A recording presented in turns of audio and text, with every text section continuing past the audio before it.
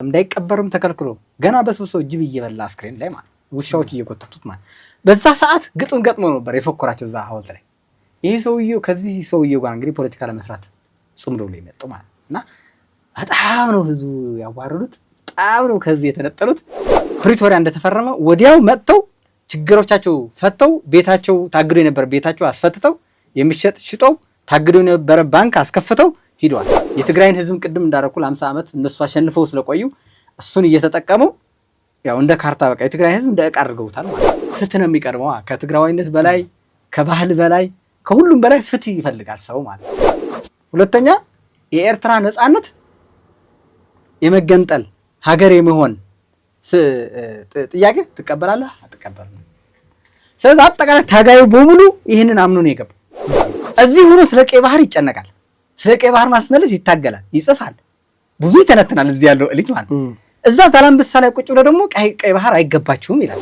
አንተ ከትግራይ ኤሊቶች በምን ትለያለህ? እስኪ ቢያንስ መንግስት በምርጫ የሚቀየርበት ሁኔታ መፍጠር አለብን። ይሄንን 100 ዓመት የሚፍጅ 200 ዓመት የሚፍጅ ለትውልዱ ይህን መንገድ እንዲማር ብቻ ነው መሄድ ያለብን የሚል ሀሳብ ነው ያለን። ለምሳሌ ወልቃይት የማን ነው ብትለኝ፣ ለምሳሌ ይሄ ጥያቄ አሁን እዚህ ጋር የምትጠይቀኝ አይደለም። እዛ ነዋሪ ያለ እዛ ሄደህ ማነህ ብለህ ትጠይቀዋለህ። ሰውየው ራሱ ማለት ነው እዛ ነዋሪው ራሱ ይነግራል። ጥፋቱ ቲፒኤልኤፍ እንደሆነ፣ የስደቱ ምንጭ ቲፒኤልኤፍ እንደሆነ፣ የችግሩ የጦርነት ግጭ ቲፒኤልኤፍ እንደሆነ፣ አሁን ካለው ችግር እንዳይወጣ፣ አሁን ካለው አዘቅት እንዳይላቀቅ እንቅፋቱም ቲፒኤልኤፍ መሆኑ ተረድተዋል። ስለዚህ የትግራይን ወጣት ካሁን በኋላ ከኢትዮጵያ ወጣት ተለይቶ የሚታይ አይደለም። እጣ ፋንታው ከኢትዮጵያ ነው።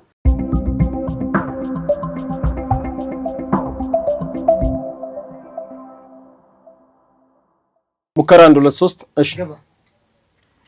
ሰላም ጤና ይስጥልን ውድ ሀቅና ሳቅ ሚዲያ ቤተሰቦች እንደምን አላችሁ? ሳምንታዊ የእንግዳ ዝግጅታችን ነው። የሀቅ እንግዳችን ዛሬ ሚኪ ተስፋዬ ነው። ሚኪ ተስፋዬ ከትግራይ ማህበረሰብ አንቂዎች ንቁ፣ በትግራይ ፖለቲካ ንቁ ተሳታፊ፣ በተለይ በለውጡ ጊዜ ትልቅ ትግል ካደረጉት የትግራይ ወጣቶች አንዱ ነው። ዛሬ ሀቅና ሳቅ ስቱዲዮ ጋብዘነዋል። ሚኪ እንኳን ወደ ሀቅና ሳቅ ሚዲያ በሰላም መጣ። እናንተም እንግዳ አድርጋችሁ ስለጋበዛችሁኝ ከልብ አመሰግናለሁ። ሚኪ እንዴት ነው አሁን የትግራይ ሁኔታ እንዴት ነው? አንተ ሴት ነው ያለው? እኔ እንግዲህ አዲስ አበባ ነው ያለሁት። ያው የትግራይ ሁኔታ ያው አሁን ፈታኝ ሆኖ እንደቀጠለ ነው ያለው። ያው የትግራይ ፖለቲካ እስካሁን ያሉ ትንታኔዎች ሁሉም ትግራይ እንደ ሀገር ማየት እስቲል አሁንም እንደ ኢትዮጵያዊነት ታሳቢ ተደርጎ እንቅስቃሴ የተጀመረ አይደለም። በጣም ከባድ ነው ያለው። ያው እንዳለ ፈታኝ ነው አሁን እየቀጠለ ያለው የትግራይ ጉዳይ። እንደው ግን ሚኪ አሁን ብዙ ጊዜ የህወሓትና የትግራይ ህዝብ ይሉ ነበር በፊት የህወሓት አመራሮች ድሮ ጀምሮ የህወሓትና የትግራይ ህዝብ አንድ ነው፣ እንደማይነጣጠሉ የአንድ ሳንቲም ሁለት ገጽታ እንደሚባል አይነት ነገር አድርገው የመሳል በዛም አካባቢ የሚንቀሳቀሱ ተቃዋሚ ፓርቲዎች ከተፈጠሩ እነዛ የተፈጠሩ ፖለቲካ ፓርቲዎችን የማጥፋት እንዲሁም እንደ ግለሰብም የተለየ ሐሳብ የተለየ ከህወሓት የተለየ አስተሳሰብ ካለ ልክ እንደ ትግራይ ህዝብ ጥላት ተደርጎ የመታየት ነገር የነበረው ነበርና ያ ነገር አሁንም አለ። እንደውም አሁን ሙሉ በሙሉ ህወሓቶች ትግራይን በብቸኝነት የያዙ ይመስለኛልና እንደው ያንተ ምልከታ ምንድን ነው? እይታ የኔ እይታ እንግዲህ የትግራይን ህዝብ ማለት ያው ህወሓት ነው። ህወሓት ማለት የትግራይ ህዝብ ነው። የትግራይ ህዝብ ማለት ህወሓት ነው የሚል ስራ ተሰርቷል። በነገራችን ላይ እጋራዋለሁ፣ እውነት ነው። ምክንያቱም ትክክል ባይሆንም እንደዛ ህዝብና አንድ ፓርቲ እኩል ማድረጋቸው ልክ ሳይሆን ብቻ ወንጀልም ጭምር ነው። ነገር ግን አድርገውታል የሚል ግምገማ ግን አለኝ። ምክንያቱም ቲፒኤልኤፍ የመጀመሪያ ወደ ስልጣን ሲመጣ የደርግ ስርዓት አሸንፌ መጥቻለሁ ብሎ ነው የሚያምነው እንደ ህወሓት። እኔ ግን የትግራይን ህዝብ አሸንፎ ነው የመጣው ብዬ ነው የማምነው። ከመነሻው ለ17 ዓመት ትግል አድርጌያለሁ ይላል። ነገር ግን ለ17 15 ዓመት ያክል ትግራይ ውስጥ ነው ያደረገው ትግል የነበረው ማለት ነው። ያን 15 ዓመት ውስጥ ምን ነበረ ሲሰራ ምን እያደረገ ነበረ ተብሎ ቢገመገም ከደርግ ጋር ወይ ደግሞ ከነበረው ሰራዊት ጋር የነበረው የጦርነት ጊዜና በትግራይ በውስጥ ያደረገውን ጦርነት ሲገመገም አብዛኛዎቹ ብቻ ሳይሆን 99% እርስ በራሱ ከትግራይ ውስጥ የነበሩ ኤሊቶች ናቸው ያጠፋቸው እና የኢህአፓ አመራሮች አብዛኛው የትግራይ ተወላጆች እዛ አካባቢ የነበሩ የኢዱ ብዙዎቹ አመራሮች የትግራይ ተወላጆች እዛ ትግራይ ውስጥ ነበሩ። ግጋሓት የሚባለው ከቲፒኤልኤፍ ቀደም ብሎ ደግሞ ትግራይ ትግርኝ የሚለው ትግራይና ሁሉ ማያጣቃልል እንቅስቃሴዎች የነበሩ ከዚህ ከዩኒቨርሲቲ ከአዲስ አበባ ይወጡ እንዲያውም እነ አረጋዊ ዶክተር የህወሓት መስራቾችም አብዛኛው ከነሱ ጋር የነበሩት አጠቃላይ በትግራይ ውስጥ የነበረው ከደርግ ጋር ተያይዞም የደርግ ደጋፊዎች የሚባሉ ኤሊቶች የነበሩ ከዛ አልፈው ደግሞ አይዲዮሎጂያቸው ደርግና ህወሓት ሶሻሊስት ነው የነበሩት። የአይዲዮሎጂ ልዩነት አልነበረም። ስለዚህ ቲፒኤልኤፍም ሲወጣ ይሄ የመሳፍንት ስርዓት ለማስወገድ ነን የሚል እንቅስቃሴ ያደርግ ነበር። ስለዚህ የመጀመሪያ ጠላቱ የነዚህ የራስ የባላባቶች እነሱ ናቸው ጠላታችን ብሎ ነው የመጣው። መጀመሪያ የአይዲዮሎጂ ልዩነት ራሱ ከደርግ ጋር አልነበረም። ከደርግማ ኢህአፓም የላትም። ትክክል። እንዲያውም ምን ይላሉ? ደርግ እኮ ወንድማችን የነበረው እኛ እኮ የትግራይ ኤሊት የትግራይ መሳፍንቶች ነው አሸንፈን የመጣ ነው ይላል ራሱ ስብሐት ነጋ ራሱ ሲያቀርበው ትንታኔ። እና ስለዚህ የትግራይ ህዝብ አሸንፈዋል ነው የመጣው የሚለው አንዱ የመጀመሪያ ያደረጉት ምንድን ነው? ትግራይ ውስጥ እንግዲህ አብዛኛው አማኝ ማህበረሰብ ነው፣ ወይ ሙስሊም ነው ወይ ክርስቲያን ነው፣ ብቻ አማኝ ማህበረሰብ ነው አብዛኛው። እነሱ ግን ሲመጡት ፈጣሪ የለም ብሎ ነው ያመጡት። ሶሻሊስት ነው እግዚአብሔር የለም ኮሙኒስት ሆኖ ነው የመጡት ማህበረሰብና ያ ሲያደርጉ መጀመሪያ የሰሩት ስራ ምንድን ነው? አንዱ ቤተክርስቲያን ማፍረስ መቆጣጠር ነው የሰሩት። ስለዚህ ቄሶቹ በሙሉ ምን አደረጉት? አጠመቁት ማለት ነው። በሴሚናሪ እያደረጉ ግን ቀጥታ አልመቱትም። ምክንያቱም የነሱ ካድሬ መመልመል ስራዎች እየሰሩ ቤተክርስቲያን በሙሉ ተቆጣጠሩት። የነሱ ካድሬዎች ቄሶች አደረጉ ማለት ነው። ስለዚህ እነሱ የሚለያቸው ከነሱ አሳሰብ የተለየ ደግሞ በሙሉ እንዳልኩ በኢዱ ምክንያት፣ በደርግ ምክንያት፣ በመሳፍንት ስርዓት ምክንያት፣ በኢህአፓ ምክንያት እያሉ በሙሉ አጽድተው ጨርሰው ትግራይ ብቸኛ ሆኖ ወጡ ማለት ነው። ከዛ በኋላ አሁን ያለውን እነሱ ህወሓት ማለት የትግራይ ህዝብ ነው፣ የትግራይ ህዝብ ህወሓት ነው ሲል የሚቃወማቸው ሰው ጠፋ ማለት ነው። ምክንያቱም ከነሱ በፊት የነበረ ስለዚህ መጀመሪያ ሰርተውታል። ስለዚህ አሁን ያለውን ትውልድ በእርግጠኝነት ነው የምልህ ቢያንስ 80% የትግራይን ማህበረሰብ ጥር ከ50 ዓመት እድሜ በታች ነው። አሁን ቲፒኤልኤፍ 52 እድሜው ነው። ስለዚህ አሁን ያለውን የማህበረሰቡ አይዲዮሎጂ የቲፒኤልኤፍ አይዲዮሎጂ ነው ማለት ነው። ለዛ ነው በነገራችን ላይ ወልቃይትና አላማጣ የሚጨቃጨቀው ከቲፒኤልኤፍ ያለውን የጂኦግራፊ ቅርጽ ስለሚያስብ ነው እንጂ ከቲፒኤልኤፍ በፊት ይሄ ክልል የሚለውን በፊት ምን አይነት አስተዳደር ነበር ብሎ ቢያስብ ቢያንስ የጂኦግራፊ ለውጥ ያመጣ ነበር ማለት ቢያንስ ለቀይ ባህር መጠየቅ ይችላል ማለት ስለ አላማጣ ስለ ተከዜ መላሽ ወልቃይት ሳይሆን ጭቅጭቁ ራሱ ስለና አፄ ዮሐንስ ሂስትሪ ወደና አሉላ ቢሄድ ዛሬ የትግራይን ህዝብ ማህበረሰብ ቢያንስ የጂኦግራፊ ለውጥ ያመጣ ነበር ማለት ግን አሁን በወልቃይት ትግራይ ብቻ ወልቃይት ወደዚህ ትግባር እያለ እየጨቃጨቀ ያለ ማለት ስለዚህ የማን አይዲዮሎጂ ነው? የቲፒኤልኤፍ አይዲዮሎጂ። ሌላኛው ይሄ የታሪክ ጉዳይ ነው። የታሪክ አሁን የቲፒኤልኤፍ አብዛኛው ኤሊቱ የትግራይን ካየው የሚያነሳው ከ11 ለካቲት ወደዚህ ያለ ነው። ጀግኖቹም ከ11 ለካቲት ወደዚህ ያሉ ነው። ምክንያቱም 11 ለካቲት ከህወሓት ጋር እኩል ነው። ምንድነው የሚለው? የትግራይን ህዝብ ትግል ልደት ነው የሚለው 11 ለካቲት። ስለዚህ የትግራይን ህዝብ ትግል የጀመረው በ11 ለካቲት ነው የሚለው። ስለዚህ የትግራይን ህዝብ ትግል የጀመረው ታሪኩም ሂስትሪው ከማን ጋር ነው? ከቲፒኤልኤፍ ጋር ነው። አሁን ያለው አጠቃላይ ኤሊቱ ምንድነው? የአይዲዮሎጂው ቅርጽ፣ የጂኦግራፊው ቅርጽ፣ ሁሉም የህጉም አይዲዮሎጂውን በሙሉ ራሳቸው ከተፈጠሩበት ከደደቢቱ ታሪክ ከዛ ጋር ነው ያነሱት ማለት ነው። ስለዚህ ይሄ ትውልድ አሉላና ያመለከተው ነው። ምንም የለም እና ጸካሌ ባይመለከቱትም አክሱም አይመለከተው በምንም ዛም ለዛ ነው በነገራችን ምን ይላሉ? ከኢትዮጵያ ታሪክ ጋር የተጣሉ ናቸው ሲጀመር። እሱ ብቻ የሚገርም እሱ ብቻ አይደለም። በጣም ሁሌ የሚገርመኝ ምን ያደርጋሉ መሰለህ? የሚጫወት ጨዋታ አለ። ትግራይ ውስጥ ያለውን የአክሱም ታሪክ ሲነሳ ትልልቅ ኢትዮጵያ የሚያሳስሩ ታሪኮች ሲነሱ ከ11 ለካቲት ቆርጦ ነው አይደል እየተነተኑት ያሉት። ሌላ ኢትዮጵያዊ ስለ አክሱም ሲተነትን ስለ አድዋ ታሪክ ሲያነሳ ደግሞ ያንተ አይደለም የተጋሩ ነው ብለው እንደገና ምን ያደርጉታል? ሌላው ኤሊት አይገባህም ያንተ አይደለም ብለው አዎ። ለምሳሌ በጠቅላይ ሚኒስትሩ እኮ የአክሱም ሐውልት ለወላይታ ህዝብ ምኑ ነው ትክክል። ምንም አቋማቸው ነው እሱ በነገራችን ላይ እንደ ቲፒኤልኤፍ አሁን ያለውን እንደዛ ነው። ሊወስዱብህ ነው ብለው ነው የሚነግሩት። መቼም አድዋ ተራራ አሁን አንስተህ ተመጣው ወይም የአክሱም ሐውልት ወደ ጎንደር ወደ ባህር ዳር ወደ አዲስ አበባ ልታመጣው አትችልም። ግን እነሱ የቀሩት ሊወስዱት ነው ብለው ይመቱታል። ለማን? ለሌላ ኢትዮጵያዊ ኤሊት ማለት ነው። ስለ ኢትዮጵያ ታሪክ እንዳይደረግ ነው የሚለው በትግራይ ውስጥ። ለትግራይ ኤሊት ደግሞ ለሱ ምን አድርገውታል? ከ11 ለካት ቆርጠውታል። ስለዚህ የትግራይን ኤሊቱም ስለ አክሱም ጠበቃ እንዳይሆን ምን አድርገውታል? ከ11 ለካት ቆርጠውታል።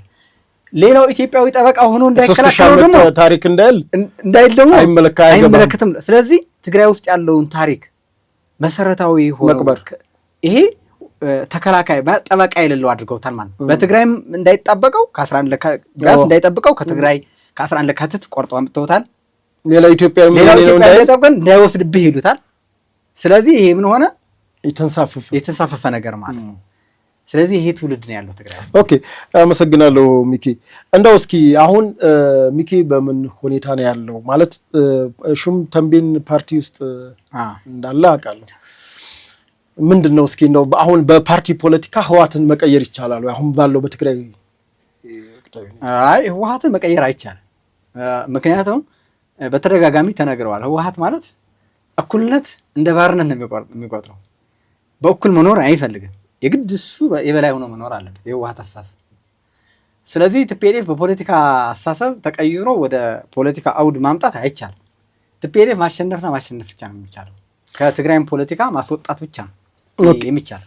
እስኪ አሁን እንግዲህ ሰሞኑን ደግሞ የኢትዮጵያ ምክክር ኮሚሽን እንግዲህ ብሔራዊ ምክክር ኮሚሽን ምክክር እያደረገ ነው በኢትዮጵያ ባሉ ክልሎች እንዲሁም ደግሞ በዓለም አቀፉ ማህበረሰብ በተለያዩ ክፍላት ዓለሞች እየተዘዋወረ የአጀንዳ ማሰባሰብ ሲያካሄድ ቆይቷል።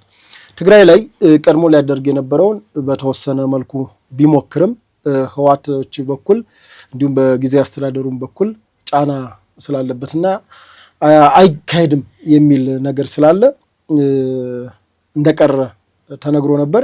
ከሰሞኑ ደግሞ ትላንት መሰለኝ ቀጣይ በአዲስ አበባ ከመጋቢት 23 እስከ 24 አጀንዳ የመለየትና የማሰባሰብ ስራ ይሰራል ተብሏል። ይህን እንድታየዋለህ አንተ? እኔ ከጅምሩ ይሄ ምክክር ኮሚሽኑ ሲቋቋም ጀምሮ ደግፌዋለሁ። እንደ ፓርቲም ደግፋቸዋለን። ምክንያቱም የትግራይን ጉዳይ በሰላማዊ መንገድ ማለቅ የሚችል ያሉ ችግሮችም አይደለም እንደዚህ ኮሚሽን ተቋቁሞ አይደለም የኢትዮጵያ ሙሉ አጀንዳን እያሰባሰበ ያለን ኃይል በትግራይ ውስጥ ያሉ ሽማግሌዎችን ሰብስበህ ምንድን ነው አጀንዳው? ከኢትዮጵያ ጋር ያለው ግጭት ምንድን ነው? ከኤርትራ ጋር ያለው ግጭት ምንድን ነው? ከአማራ ጋር ከአፋር ጋር ያለው ችግሮች ምንድን ናቸው ተብሎ ቢጠየቁ ቁጭ ብሎ የሚፈቱ ነገሮች ናቸው። ያን ያህል ወደ ጦርነት ወደ ግጭት የሚወስዱ ጉዳዮች አይደሉም። ምንድናቸው እንግዲህ የጦርነቱ መነሻዎች መፈተሽ ይቻላል ማለት ነው። አሁን ወደዚህ ጦርነት የገባንበት እሺዎች ስናያቸው ምንድን ነው የነበረው? አሁን ብዙዎቹ ምን ይላሉ? በትግራይ ውስጥ ጦርነቱ አይቀርም ነበር ብሎ ይከራከሩናል። የኛ እኔም በግሌ ጦርነቱ ማስቀረት ይቻል ነበር ብለን አቋም የወሰድን ከመጀመሪያው ጀምረን ነበር። ስለዚህ ምንድን ነው ወደ ጦርነት የወሰደው ብለን ስንከራከር በብዙዎቹ በትግራይ ተወላጆች ጦርነት እኮ አይቀርም ነበረ፣ ጦርነት እኮ መከላከል ነው እንጂ ጠንክረን መከላከል እንጂ ማስቀረት አይቻልም ነበር ብለው አይ ታዲያ ለምን ፕሪቶሪያ ሲፈረም ለምን ቆሙ ብለን ስንጠይቃቸው መልስ የላቸው። ምክንያቱም ፕሪቶሪያ ላይ ሄደው ሲፈርሙ ጦርነት ቆመ አይደል? መተኳኮስ ቆመ። ለምን ቆመ? ስለተሸነፉ ነው። ስለተሸነፉ መሰለኝ። ታንኪዩ ስለተሸነፉ ነው። ግን ምን ነበሩ አቋማቸው? አሁን ለምሳሌ ትጥቅ አንፈታም፣ የራሳችን ሰራዊት አለን፣ የኢትዮጵያ መከላከያ መንቀሳቀስ አይቻልም ከትግራይ እያሉ ሲያግቱ ነበር አይደል? ያንን ታስታውስ ከሆነ ፕሪቶሪያ ሄደው የፈረሙት ምንድን ነው? ትጥቅ ሊፈቱ ዲዲአር ሊገቡ አንድ ከዛ ምርጫ ከእንደገና ከሽብርተኝነት ወጥተው እሱ አይደለም ነው ከጦርነት በፊት የነበሩ አጀንዳዎች ከጦርነት እያወራ ያለሁት ወደ ጦርነት የሚያስገባ ጉዳይ አልነበሩም ነው። አይ ማስቀረት አይቻልም ነበረን የሚሉ አይ ፕሪቶሪያ ከገባን በኋላ እኮ ጦርነት ቆመዋል። ምን ስለሆነ ነው የቆመው ነው? ቲፒኤልኤፍ ይዞት የነበረ አቋም ስለተወው የታጠቀውን ኃይል ትጥቅን እፈታለሁ ሲል ሰላም ወረደ።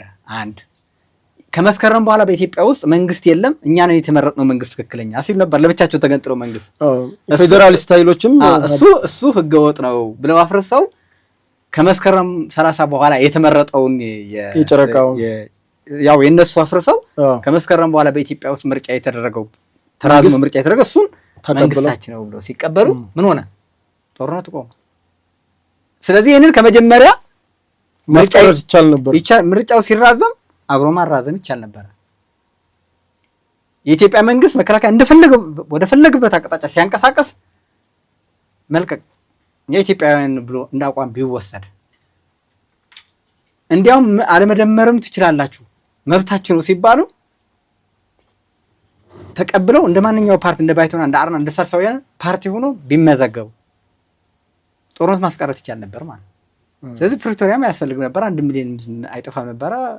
ሁሉም ያለቀው ነገር ጉዳይ በነገራችን ላይ ከጥቅምት 24 ጥቅምት በፊት አሁን ድጋሚ ወደ ጦርነት ሊያስገቡን እየተነሱ ያሉ ነጥቦች አይተው ከሆነ ፕሪቶሪያ ተግባራዊ ሆን የተፈናቀሉ ወደ ቤታቸው የሚመለሱ ወልቃይት ወደኛ ይምጣ ነው አይደል? አሁን ያለው ክርክር አሁን በተጨባጭ ከ24 ጥቅምት በፊት ግን እሱ ነበር ማለት ልክ ነው። ከ24 ጥቅምት በፊት ወልቃይት በእጃቸው ነው የነበረው፣ ራያ የሚሉትም በእጃቸው ነው የነበረው። ምንም ግጭት አልነበረም። ስለዚህ የአሁን ጦርነት መነሻ ደግሞ ምን እያደረጉት ነው? የፕሪቶሪያ ተፈናቃዮች አለመመለሳቸው፣ ወልቃይት አለመመለሱ ነው እያሉ ያለው። አሁን ከ24 ጥቅምት በፊትስ ምን ነበረ? ስለዚህ አሁንም ፌክ ነው፣ የመጀመሪያውን ፌክ ነው። ወደ ጦርነት የሚያስገባን ጉዳይ አልነበረም። ስለዚህ አሁን ይሄ ምክክር ኮሚሽኑ ወደ አመጣው ነጥብ ስንገባ አሁንም መፍትሄው እሱ ነው። የትግራይን ጉዳይ ከምክክር ኮሚሽን በታች ናቸው ያሉ ችግሮቹ። በትልልቅ ከየወረ ያሉ ሽማግሌዎች ተነጋግረው የሚፈታ ጉዳይ ነው። ትልቁ ችግር የሆነበት ግን ልንገርህ፣ የትግራይን ጉዳይ ለቲፒኤልኤፍ ስለተሰጠ ብቻ ነው። ሙሉ በሙሉ በጀቱም ለእነሱ ነው የሚሰጠው። አጠቃላይ የትግራይን ጉዳይ ቲፒኤልኤፍ እንደ መንግስት ታሳቢ ተደርጎ እንደፈለገ ፕሪቶሪያም እንደፈለገ እንዲያደርገው በቃ ሙሉ በሙሉ የትግራይን ጉዳይ የትግራይን ህዝብ ለቲፒኤልኤፍ ስለተሰጠው ብቻ ነው ችግሩ። ማን ነው የሰጠው? እንግዲህ አንደኛ በራሱን ሴራ በራሱ አቅም ባደራጀው። ምክንያቱም ሌሎች የትግራይን ጉዳይ አቅም ከቲፒኤልኤፍ ውጭ የተደራጀ ኃይል ባለመኖሩ፣ ስለዚህ ትግራይ ውስጥ የግላቸው ማድረጋቸው አንድ የራሳቸው አቅም ነው።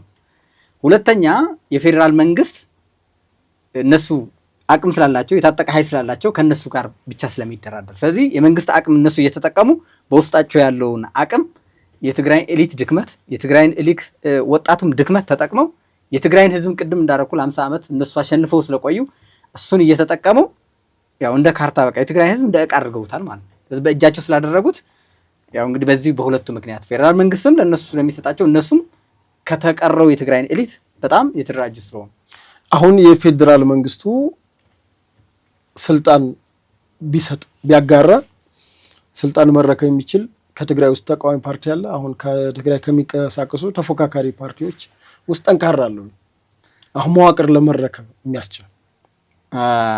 ይሄ በነገራችን ላይ ብዙ የትግራይን ጥያቄ ነው። አብዛኛው ግን እንኳን ትግራይ በኢትዮጵያ ውስጥ ፖለቲካ ሚዛን የሚያስይዙ ሰዎች አሉ ብዬ አስባለሁ። እድል ማሰብ ነው። ታምናለህ? አዎ አምናለሁ። ለምን መሰለህ? አንደኛ ሙሉ ህዝቡ እንዲሳተፍ በማድረግ አቅሙ ማምጣት ይቻላል። ሁለተኛ መንግስት እንግዲህ በኢትዮጵያ ውስጥ መንግስት አለ አይደል? 120 ምናምን ህዝብ የሚመራ መንግስት አላል። ሌላው ኤሊቶውና መንግስት ፌዴራል መንግስት ለምን አይገባም? ለምሳሌ ነው ቢያንስ በፌዴራል መንግስት የትግራይ ተወላጆች አሉ አይደል? ፌዴራል መንግስት አለ። አሁን ነጥለህ ነው ያያያለው። ፌዴራል መንግስትንማ ወረረን እኮ አሉ። እሱማ ወረረ እኮ ብዙ ተታግለን እኮ ወረረን ብለው እኮ ተሸንፈው እኮ ፌዴራል መንግስት ሲገባማ ገባ እኮ ሲገባ ወረራ መጣበት። የትግራይ ህዝብ ህልውና አደጋ ውስጥ ገባሉ። ከዛ አሁን ሌላ ነው። አሁን ከፕሪቶሪያ በኋላ እኮ ብዙ ነገር ተፈጥሯል። ለምሳሌ አሁን አለ ወይን ላልከኝ ጥያቄ ነው እኮ አሁን ፌዴራል መንግስቱ ቢያግዝ ውስጥ የትግራይን ክልል ሙሉን ለማስተዳደር አይደለም እያልኩ ያሉት ቢያግዝ አይደለም ያሉት ራሱ ፌዴራል መንግስት ማለት ራሱ ፌዴራል መንግስት መግባት ይችላል ነው የኔ ራሱ ፌዴራል መንግስት ራሱ መንግስት ማለት እኮ ዝም ብሎ እኮ አይደለም። አሁን ያለው ኢትዮጵያን 120 ምናምን ሚሊዮን እያስተዳደር ነው አይደል? የትግራይ ህዝብ አንድ ክልል ነው አይደል? ስለዚህ ትግራይን ማስተዳደር የፌዴራል መንግስቱ ቢገባ ሰላም ይሰፍናል። አዎ ምክንያቱም አሁን ፌዴራል መንግስት ቢገባ በትግራይ ህዝብ የመጀመሪያ 100% ቅቡልነት አለው ብዬ አስባለሁ። 100% ቅቡልነት አለው። ምንድነው ቅቡልነት የሚያገኘው? አሁን ቲፒኤልኤፍ 100% ተጋልጧል አሁን ማለት ነው። ከዚህ በፊት ወደ ጦርነት እሱ ሲገባ የትግራይን ህዝብ ፖለቲካ ሙሉ በሙሉ ከደብረጽዮን ጋር ነበር የተሰለፈው። በጣም ጥቂት ኤሊት ካልሆነ በስተቀር 100-200 የማይሞላ ነበረ።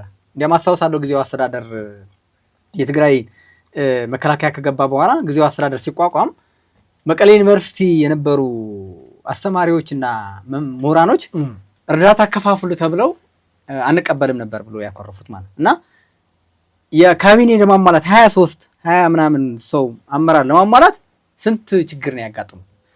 አሁን ያኔ ትግራይ ውስጥ ጊዜው አስተዳደር እንዳይቋቋም ሲያሳድዱ የነበሩ ሰዎች ታጣቂዎች በለው ወጣቱ በለው ህዝቡ በለው አሁን ዛሬ ብዙ ነገር ለውጣ መጥቷል። እሱ በነገራችን ላይ ብቻ ሳይሆን ያኔ መከላከያ ሲገባ ለቲፒኤልኤፍ አስጠቁመው ለማስያዝ የጠቆመ 10 ሚሊዮን እከፍላለሁ የሚል አውጥቶ ነበር መከላከያና ልክ ነው። ዛሬ ምን እየተባለ ነው?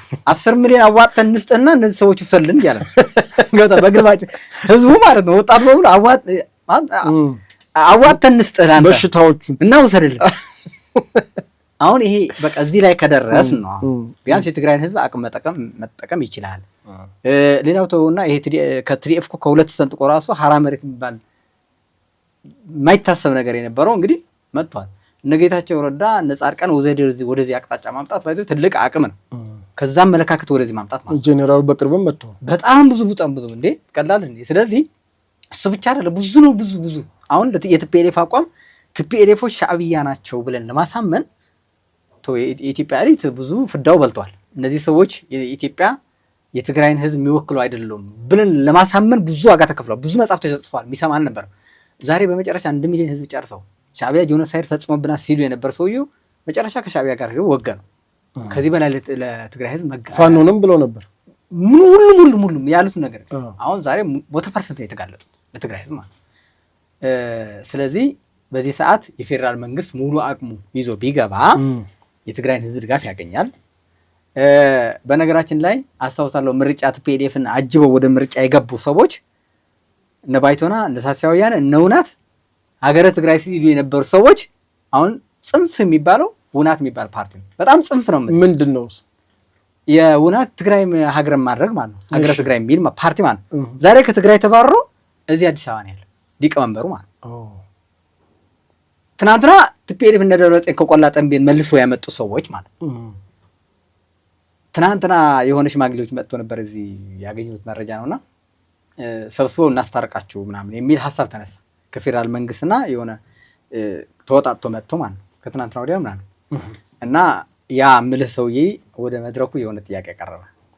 ያ አሁን ምልህ ማለት ነው አሁን ልታስታርቁ የመጣችሁ በተጋሩ መካከል ያለው ችግር ለማስታረቅ ነው ወይስ ከፌዴራል መንግስትና ከተጋሩ ጋር ያለው ችግር ለማስታረቅ የመጣችሁ ናል? እነሱ እንግዲህ የመጡት በኢትዮጵያና በትግራይ ውስጥ ያለውን ችግር በቲፒኤልኤፍ ያለውን አሁን ወደ ጦርነት ለመግባት የሚደረገው እንቅስቃሴ ነው። ልጁ ያነሳባቸው ጥያቄ ግን ከዛ አልፎ እኛም እኮ ራሳችን እኮ ማስታረቅ አልቻላችሁም ነው። ኦኬ ገብቶሃል? ስለዚህ ካሁን በኋላ ለቲፒኤልኤፍ ለማጥፋት ከሆነ እኔም ታጥቄ ከፌዴራል መንግስት አግዛለሁ ነው ያለው። ይሄ የጽንፍ የነበረው ሰው ነው የምልህ። የሚገርም ነው። ስለዚህ ይህንን ደረጃ ያክል ለውጥ ከመጣ ፌዴራል መንግስት ከቲፒኤልኤፍ ጋር ወግነው ጦርነት ሲገጥሙ የነበሩ ፓርቲዎች መጥተው ኢትዮጵያዊነት ተቀብለው በኢትዮጵያ ውስጥ ሆነው ተሰልፈዋል። ማህበረሰቡ ትናንትና እነ ደብረጽዮን አሳልፈ ሲባል የነበር ሲደብቅ የነበረ ማህበረሰቡ ዛሬ እባክህ ውሰድልን እየተባለ ነው። እሊቱን እንደምታየው ነው። ወጣቱን ዲያስፖራ ትናንትና ጆሮአችን እስኪያደነቆረን የነበረ ዲያስፖራ በሙሉ ተገልብጦ እነሱ ሲሰዱ እነሱ ሲያዋርድ ነው የሚውለው። ስለዚህ ዛሬ ፌዴራል መንግስት በአግባቡ ቢገባ የትግራይ ህዝብ ከፍተኛ ድጋፍ ያገኛል። ከእሊቱ ከፍተኛ ድጋፍ ያገኛል። ከጀነራሎቹ እንደምታየው እኛ ኢትዮጵያውያንን የሚል አቋም ወስዷል። እንዲያውም ባለፈው ጀነራል ጉዳን ጥሩ ኢንተርቪው ሲያደርግ በቃ እኛ ኢትዮጵያውያን። ስለዚህ ይህንን መጠቀም አለመጠቀም የፌዴራል መንግስት ጉዳይ ነው ሊሆን የሚገባው። የትግራይን ጉዳይ ካሁን በኋላ ለቲፒኤልኤፍ መሰጠት የለበትም። ወደ ዋናው ነጥባችን እንምጣና ምክክር ኮሚሽኑ አሁንም በአዲስ አበባ አደርጋለሁ ብለዋል። በጣም ጥሩ ነው፣ እኔ ደግፈዋለሁ። የትግራይን ጉዳይ አሁንም 4 ኪሎ ነው ፍጻሜው። እዚህ ያለውን መንግስት ከፌዴራል መንግስት ጋር ትክክለኛ የትግራይን ህዝብ ፍላጎት የትግራይን ህዝብ ቀጣይ ጥያቄዎቹ በሙሉ ማቅረብ እንችላለን። ተጠርተናልም እናቀርባለንም የትግራይን ህዝብ አጀንዳ ከኛ በላይ የሚያቀርበው የለም። የቲፒኤልኤፍ ሆኖ እንጂ የትግራይን ህዝብ ችግር አጀንዳ አድርጎ አቅርቦ አያውቅም። ፕሪቶሪያ እንደተፈረመ ወዲያው መጥተው ችግሮቻቸው ፈተው ቤታቸው ታግዶ የነበረ ቤታቸው አስፈትተው የሚሸጥ ሽጠው ታግዶ የነበረ ባንክ አስከፍተው ሂደዋል። የመጀመሪያ ፕሪቶሪያ ሲከፈት ማለት ነው። የትግራይ ህዝብ አጀንዳ ግን እስካሁን አልፈቱት። ስለዚህ ትግራይ ውስጥ ካልተደረገ አዲስ አበባ አይሆንም የሚሉ ሰዎች መቀሌ ሆነው እድል ተሰጥቷቸው ችግሩ መፍታት አልቻሉም። ድጋሜ ወደ ጦርነት እያስገቡ ነው ያሉ። ስለዚህ የትግራይን አጀንዳ ማቅረብ እንችላለን። እዚህ ያለው በነገራችን ከ1 ሚሊዮን በላይ ያለ እነሱም ያባረሩትም አለ ተደምሮ የትግራይን ህዝብ አጀንዳ ማስያዝ ይቻላል። የትግራይን ህዝብ ጥያቄ እዚህ ጋር ያሉት ማቅረብ ይችላል። በምንም ተአምር ከቲፒኤልኤፍ ጋር ሊገናኝ አይገባም ይሄ ምክክር። እንዲያውም ቲፒኤልኤፍ ራሱን ችሎ የራሱን አጀንዳ ብቻ መፍታት ይችላል። የምርጫ ቦርድ ያለው ችግር መፍታት ይችላል። ከፌዴራል መንግስት ከብልጽግና ጋር ያለው ችግሮች በሙሉ ለራሱ መደራደር ይችላል። የትግራይ ህዝብ አጀንዳ ግን አሁን ለእያንዳንዱ የትግራዋይን እድል መስጠት ነው ያለበት፣ ይወስናል። ሲጀመር ግን ህወሓት አሁን ባለው ቁመና የትግራይን ህዝብ ይወክላሉ? አንደኛ በምርጫ ያልተመረጠ ፓርቲ ነው። ሁለተኛ የሀገሪቱን ህግ የተቀበለውን ፕሪቶሪያ ተቀብሎት የመጣውን ህግ አፍርሶ ጉባኤ እንኳን አላደርግም ብሎ ነው ከምርጫ ቦርድ ህጋዊነት ሰውነቱ የተሰረዘው። እና በምን ቁመናው ነው የትግራይን ህዝብ ሊወክልና የትግራይ ህዝብ አይሳተፍም? ለዛ እኮ ነው የምልህ። ለዛ ነው ቲፒኤልኤፍ የራሱ ችግር የራሱ ብቻ የፓርቲው የህግ ጉዳይም ይሁን የህዝብ ቅቡልነትም ይሁን ከምርጫ ቦርድ ጋርም ይሁን ከብልጽግና ፓርቲ ጋርም ይሁን የራሱ አጀንዳ አልፈታም ነው። ለዛ እኮ ነው ማለት የህግ ጉዳይም ችግር አለበት። ችግሩ ይፍታሱ መጀመሪያ። አሁን ግን የትግራይን ህዝብ ቢያንስ ከጊዜያዊ መንግስት ያስቀመጡት ነበር። እሱም እንደምታየው አበላሽተውታል። እያፈረሱ ነው ያለ በየቀኑ ማለት ነው። በፕሪቶሪያ መንገድ ነው አሁን በጀት እየተለቀቀላቸው ያለ እስከዛሬ በፕሪቶሪያ መሰረት ነው። ግን እነሱ ፓርቲያቸው ህጋዊ ስላልሆነ የራሳቸው ችግር የራሳቸው የፖለቲካ የአንድ ፓርቲ ጉዳይ የህዝብ ጉዳይ አድርገው ነው እያቀረቡት ያሉት። ስለዚህ የፌዴራል መንግስትም ምክክር ኮሚሽኑም ከትግራይን እያንዳንዱ ማህበረሰብ ተገናኝቶ ችግሩ መወሰን ይችላል። እኩል ነው የሚደርሰን ነው ኢትዮጵያውያን። እስኪ ወደ ሌሎች እንትን ልውሰድህ። እንደው አሁን ብዙ ጊዜ አሁን የትግራይ ኤሊቶች ይጠቀሳሉና ሲደግፉም ሲቃወሙም ህወሓትን በጣም ሰማይ ሰቅለው ከሷ ውጭ ለትግራይ ህዝብ መዳኛ የለም ብለው ሰማያ ሲያደርሱ ሚዲያ ከፍተው ሲከራከሩ፣ አንዳንዶች ደግሞ ድሮ በኢትዮጵያዊነት የምናውቃቸው አሁን ልክ በተለይ ከሰሜኑ ጦርነት በኋላ ወደ ህወሓት ጉያ ተሸጉጠው የህወሓት ሰዎችን ሲያቆለጳጵሱ ይውላሉ ምናምን። አንተ ከትግራይ ኤሊቶች በምን ትለያለህ? እስኪ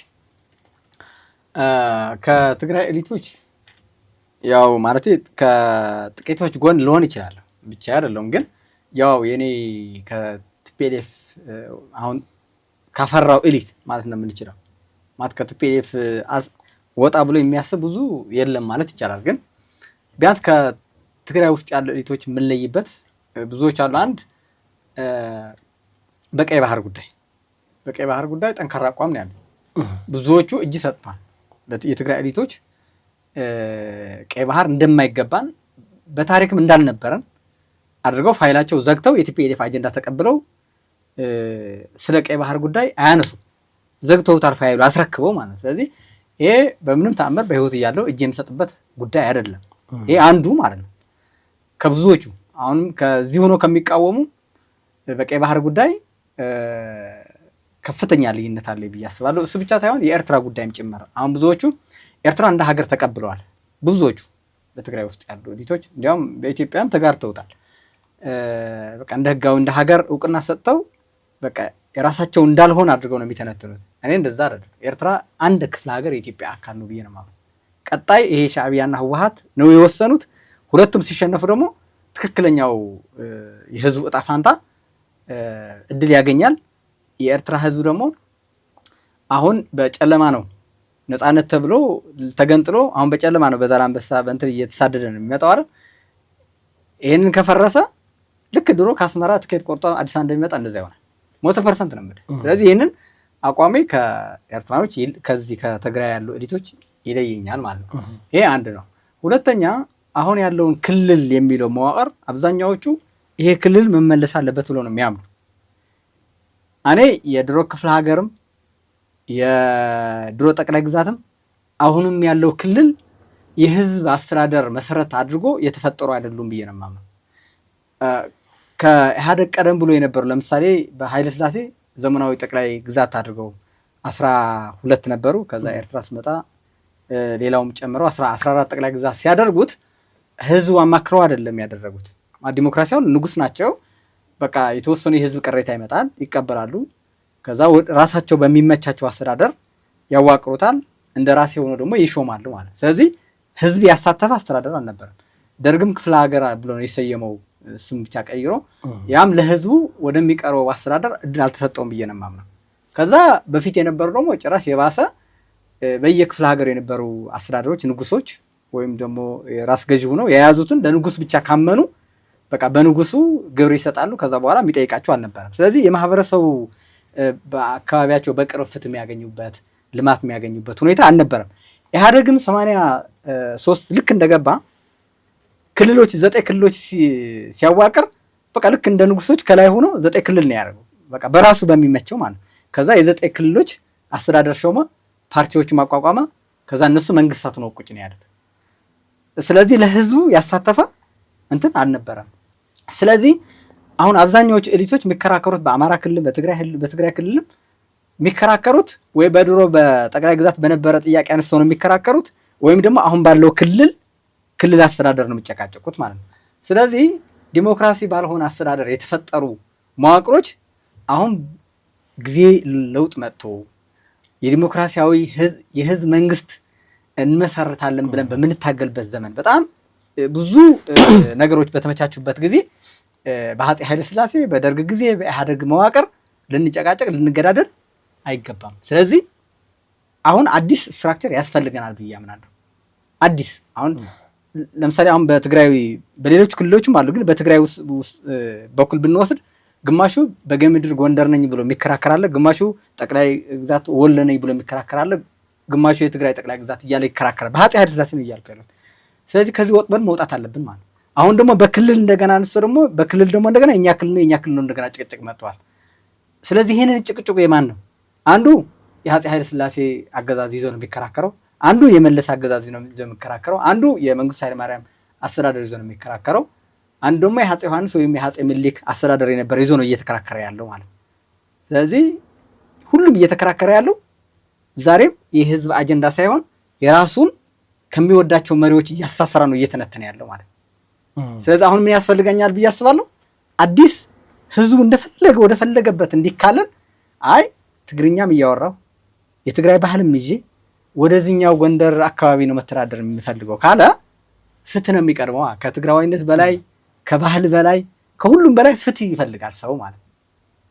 ስለዚህ አንዳንድ በቅርበት ልማት የሚያገኝበት ይፈልጋል። ለምሳሌ እህቶቻችን አረብ ሀገር የሚሄዱት ባህላቸው ሁሉም ጥሎ ነው አይደል? እዛ እየሄዱ ያሉት ምን ፈልገው ነው? ገንዘብ ፍለጋ ነው።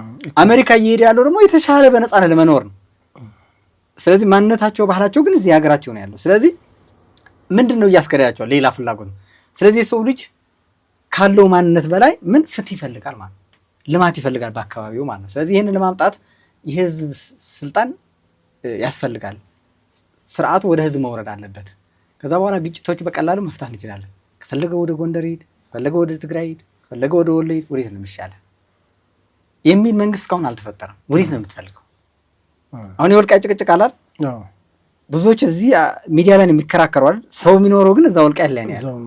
ስለዚህ መሬት ላይ ያለው ማህበረሰብ ይሄ ጥያቄ ማን ጥያቄ ነው? መሬት ላይ ያለው ማህበረሰብ ነው። ራያ ለማጣ አሁን የትግራይ ነው እንትና እየተባየ ይቀጥላል። ማን ነው ግን እዛ እየኖረ ያለው? ነዋሪው አለ እዛ ጋር። በቃ ይሄ ጥያቄ የኔ አይደለም። ለምሳሌ ወልቃይት የማን ነው ብትል፣ ለምሳሌ ይሄ ጥያቄ አሁን እዚህ ጋር የምትጠይቀኝ አይደለም። እዛ ነዋሪ ያለ እዛ ሄደህ ማን ነህ ብለህ ትጠይቀዋለህ። ሰውየው ራሱ ማለት እዛ ነዋሪው ራሱ ይነግራል። ስለዚህ በሚኪ ሳቤ አሁን ኢትዮጵያ በተለይ ይሄ ሞደርን ከሚባለው የኢትዮጵያ ዘመናዊ አስተዳደር ጊዜ ጀምሮ የተካለለችው ወይ በነገስታቱ ነው ወይም በአምባገነኖች ነው ወይም ደግሞ ፖለቲከኞች በፈለጉት ቅርጽ ልክ የለኩት ደንበር እንጂ ወሰን እንጂ ወሰን ነው የሚባለው አይደለ? ለሀገር ለውስጥ ወሰን የወሰን አስተዳደር ወሰን ነው እንጂ ዲሞክራት ሆኖ የህዝብ ውሳኔ ተደርጎበት ይትሻልሃል ይትሆናል ተብሎ የተፈጠረ አይደለም። አስተዳደር ወሰን እስካሁን የለም። እንዲመጣ ትፈልጋለህ ማለት ነው። ኦኬ። በቀይ ባህር ላይ ደግሞ ቀይ ባህር የኢትዮጵያ አካል እንደሆነ ታምናለህ? መልካም። ሌላ ስለዚህ ሰሞኑን ሀቅና ሳቅ የጀመረው ቻሌንጅ ነበር። ማን ወሰነው? ክቡር ጠቅላይ ሚኒስትር በፓርላማ የተናገሩት ነው። መዝገብ ቤት ታይቷል። ውሳኔ የለም። ትክክል። አሁን እኔ ወሳኞች ይታወቃሉ።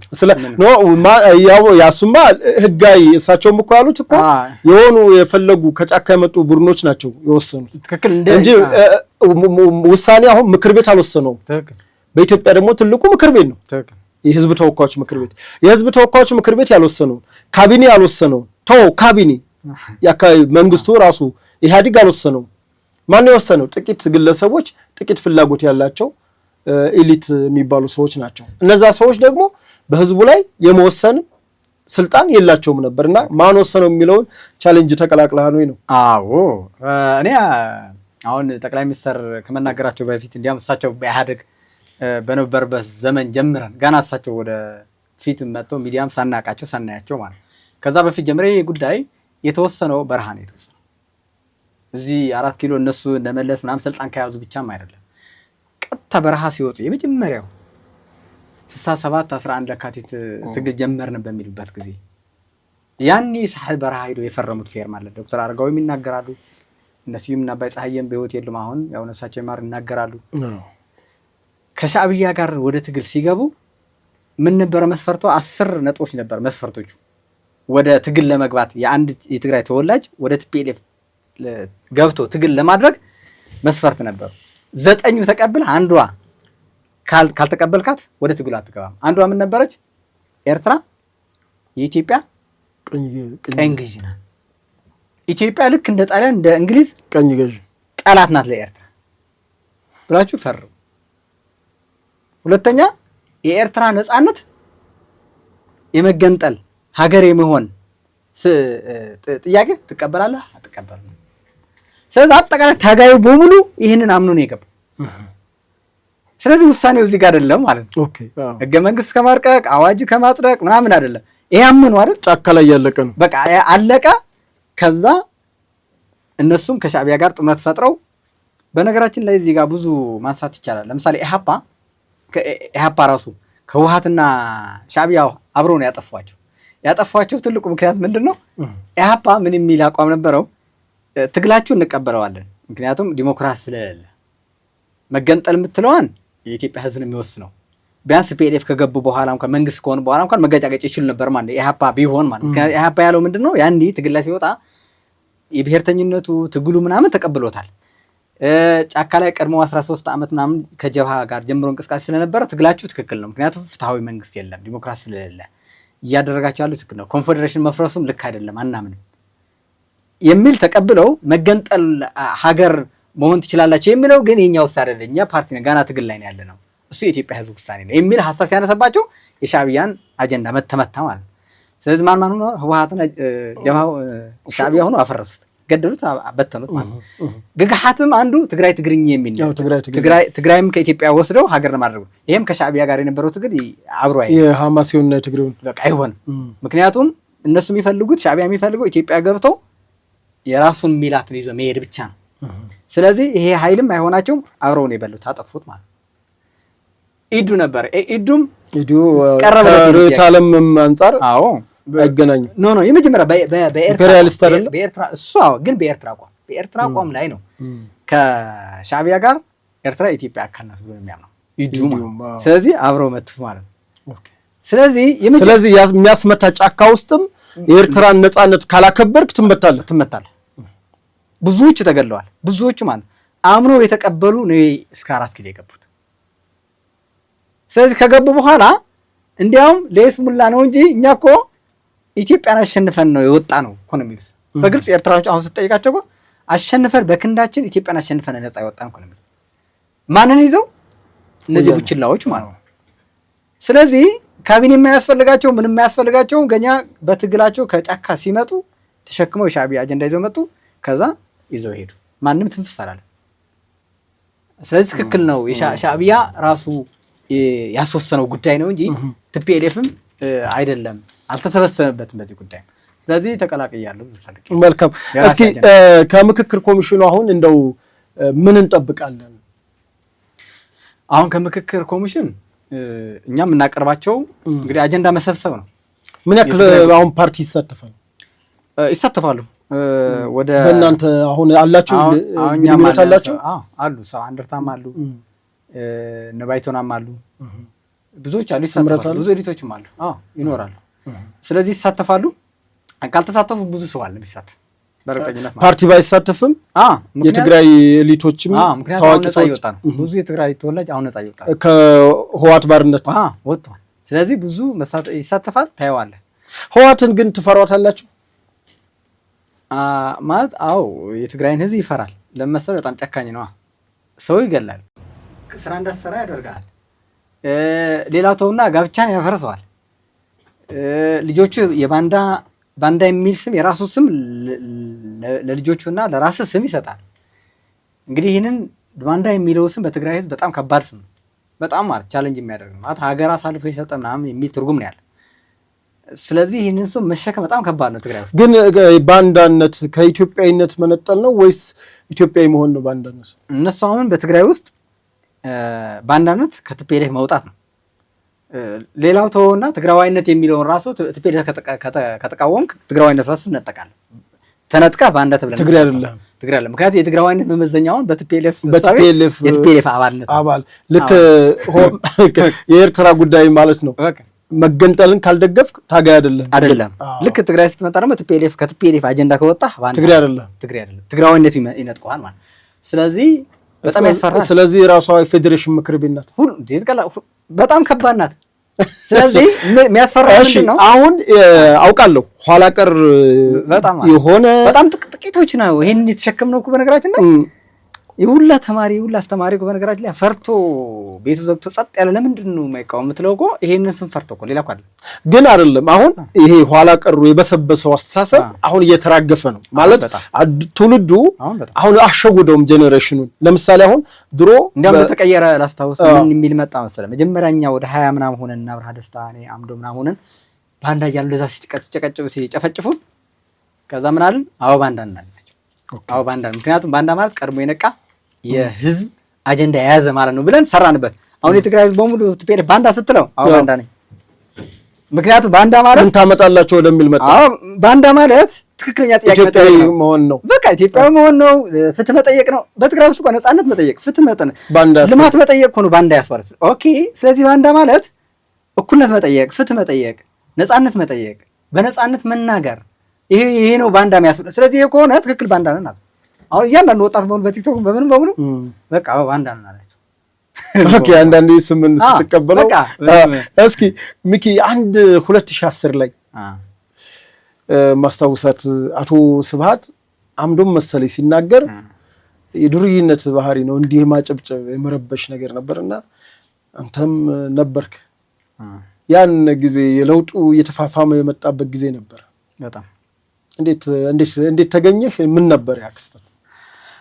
እዛ የተገኘሁበት አረና ወክዬ ነው። 105 ነበር ከአረና የተወከለ እና ከተወክለው ከገቡ እዛ ስብሰባ ላይ አንዱ ነበርኩኝ እና ስብሰባው የነበረው የበረከት ስምኦን መጽሐፍ ምረቃ ነበረ እና በረከት ስምኦን ነበር ያቀረበው።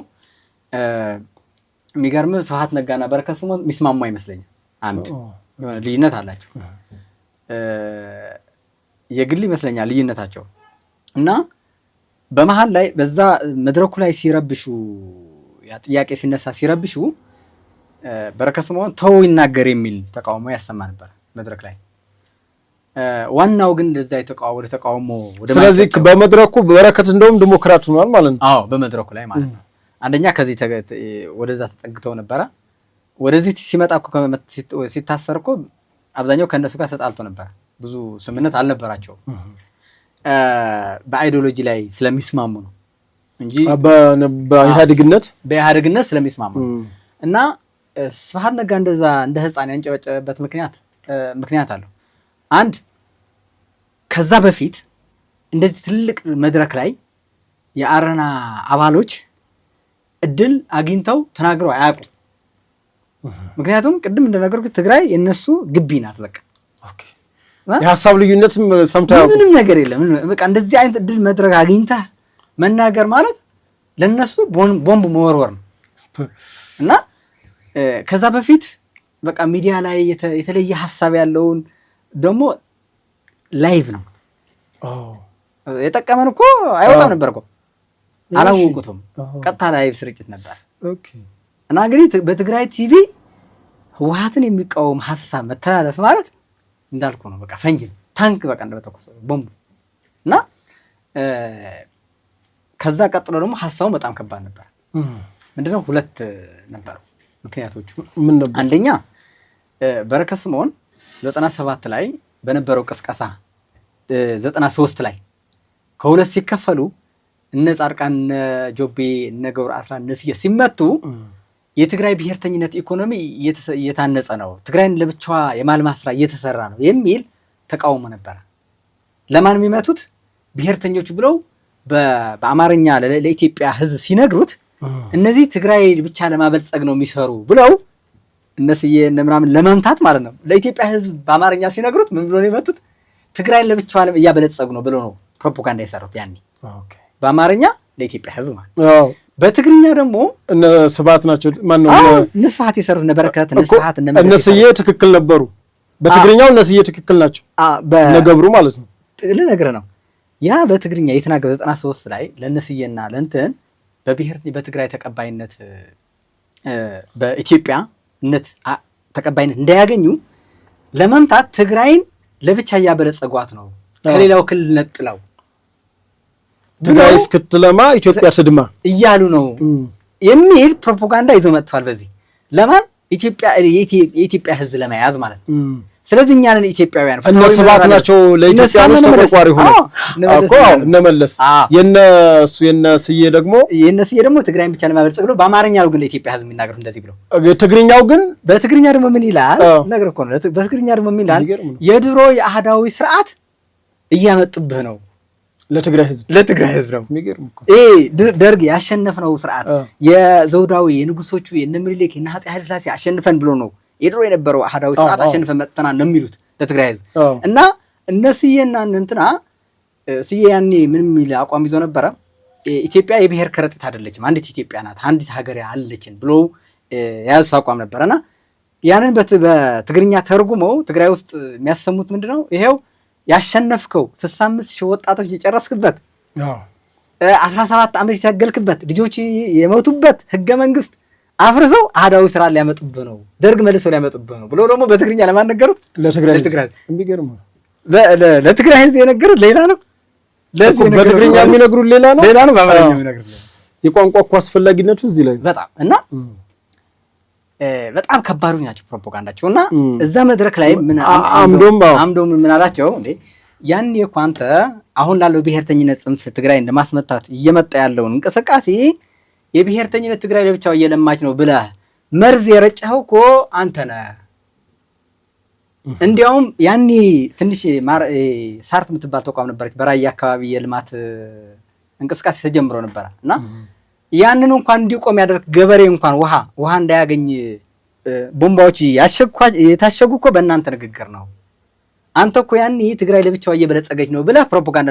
ስለዚህ አሁን ያለው መርዘኛው ብሔርተኝነት ሌላው ኢትዮጵያዊ ጥላቻ እንዲያድረው በትግራይ ሕዝብ ኤሊቱ ጥላቻ እንዲያድረው ያደረግኩ አንተ ነህ የሚል አንድ ትልቅ ክስ አነሳበት ራሱ። ለዚህ ሁሉ ጣጣ እያመጣ ያለው አንተ ነህ። ምክንያቱም የኢትዮጵያ ሕዝብ ለመያዝ የትግራይን ሕዝብ ተጠቃሚ እንደሆነ አድርጋችሁ ነው ለነስዬ ለመምታት የተጠቀማችሁበት አካሄድ ነው አሁን እየመጣ ያለው። ስለዚህ ተጠያቂው አንተ ነህ። አንድ ሁለተኛ የትግራይን የኢትዮጵያን ሀብት እየዘረፋችሁ በኢፈርት በስመ ትግራይ ግን አስቀምጣችሁ የኢትዮጵያ ሀብት እየተዘረፈ ነው፣ ወደ ትግራይ እየሸሸ ነው የሚል ፕሮፓጋንዳ እየመጣ ያለው ግን ደግሞ እናንተ ነው የምትመሩት። የትግራይ ህዝብ አይደለም፣ ኦዲትም ተደርጎ አይመጣም። ስለዚህ የትግራይ ህዝብና እናንተ እኩል ነን፣ እኔ ጌታቸው አሰፋን እኔ ደብረጽዮንን ለማስባል እየሄዳችሁ ያለ አካሄድ ትግራይ ያለው ጫማ ያለው የትግራይ እናቶች ባዶ ናቸው። ትግራይ 97% የውሃ ሽፋን ሰርተናል፣ ለምተናል፣ ገበሬው ሞዴል ሆነዋል ምናምን ብላችሁ የምትሰሩት እናንተ ናችሁ። ስለዚህ ይህንን እናንተ ኤፈርት የሚያክል በቢሊየን ሀብት የኢትዮጵያን ሀብት እየዘረፋቸው የምትጠቀሙበት ትዕምት እናንተ ከትግራይ ህዝብ እኩል ነን ስትሉ ይህንን ዕዳ ነው ወደ ህዝቡ እየመጣ ያለ ወደ ህዝቡ ፓርቲው የተጠቀመውን ድርጅቱ የተጠቀመውን ወደ ህዝብ እያደረጋችሁት ነው። ስለዚህ ይሄ ደግሞ ስፋት ነው የመጀመሪያ ተጠያቂ የሚል ጥያቄ ሲመጣቸው ይህን ለትግራይ ህዝብ በሚዲያ ሲተላለፍ በራሳቸው ቲቪ ሲተላለፍ ከባድ ነው በጣም። ስለዚህ ይሄ ነው ለመረበሽ እንትን የተጠቀሙበት ማለት ነው። ከዛ ላይቭ መሆኑ አላወቁትም ነበር እየተላለፈ መሆኑ። በኋላ ሲነግሯቸው እንደገና ተደብቀው እንደዚህ ማጨብጨብ ጀመሩ እንትኑ እና ትግራይ ውስጥ ከፍተኛ አፈና ከፍተኛ እንትን የነበረው ብዙ ደግሞ አጋልጧቸዋል። ቅሌታቸው በትግራይ ውስጥ ምን ያህል አፈና እንዳለ የትግራይ ህዝብ ሌላ ድምፅ እንዳይወጣ። ስለዚህ አሁን ሚኪ አቶ በረከት ስምዖን በትግራይ በዛን መድረክ ዲሞክራሲያዊ ንቅናቄ ፈጥረው ነበር እያልከኝ የግላቸው ክርክር ስለነበረ መጽሐፉ ላይ ግምገማ ላይ ክርክር ስለነበረ እናንተ እኮ ቢያንስ እንድታወሩ እኮ አደረገ። ምክንያቱም እየተዋረደ ነው። እሱም እኮ እየተዋረደ ነው። ምክንያቱም መድረክ እየመራ ነው። የሚመራው መድረክ እየረበሹት ነው። ስለዚህ አማራጭ ያለው አማራጭ በቃ ይደመጥ ማለት ነው። እና እንዲያውም ተውት ይናገር የሚል ንግግር እንኳን አለ ካልተቆረጠ በስተቀር አለ ድምፁ እዛ ውስጥ ቪዲዮ ላይ አለና ያኔ የተሻለ እንትን ነበረው እንድንናገር ማለት ነው። ግን አቋሙ ግን ያው የነሱ ነው ምንም። ምክንያቱም አብዮታዊ ዲሞክራሲ ነው የነሱ። አብዮታዊ ዲሞክራሲ ምንም ልዩነት የለም በእነሱ አካሄድ። ሚኪ የትግራይ ህዝብና አጠቃላይ የትግራይ ወጣት ከዚህ በኋላ ምን ተስፋ አለው ባንተ እምነት? የትግራይን ወጣት ምን ተስፋ አለው የሚለው አሁን ከቲፒኤልኤፍ ውጭ ሌላ ችግር አለው ብዬ አላምንም። የትግራይ ወጣት ተስፋ እንዲቆርጥ እንዲበተን እያደረጉ ያለው ቲፒኤልኤፍ ነው። ስለዚህ በአሁኑ ሰዓት ብዙ የትግራይ ተወላጅ ኢትዮጵያ ውስጥ የመንቀሳቀስ እድል አግኝቷል አሁን። ስለዚህ ከፍተኛ የከተማ እድገት እያዩ ነው። አዲስ አበባም እየመጡ ነው፣ ድሬዳዋም በሁሉም ቦታ እየሄድ ነው። ቢያንስ ትንሽ እንኳን እንትን ቢኖረው ባህር ዳር፣ ጎንደር አካባቢ ነው። በዛም ተፈናቅሎ በሱዳን የነበረው እየገባ እያየ ነው ማለት እንቅስቃሴ አለ። ምን ልፈልጌ ነው አሁን የትግራይን ወጣት የህወሓትን ፕሮፓጋንዳ ተጋልጦ መቀሌ በነገራችን ላይ የዲዲአር እንትን ይሄ ኮሪደር ልማት መቀሌ ስራ እንዲጀምር ስልጠና መጥተው ሰልጥነው የሄዱ ሰዎች አሉ አውቃለሁ እዚህ ማለት። ከዛ እሱን ከተሰራ መቀሌ እንደዚህ እንደ አዲስ አበባ እንደ ድሬዳዋ ከተሰራ የቲፒኤልኤፍን ጉዳይ ያበቃል።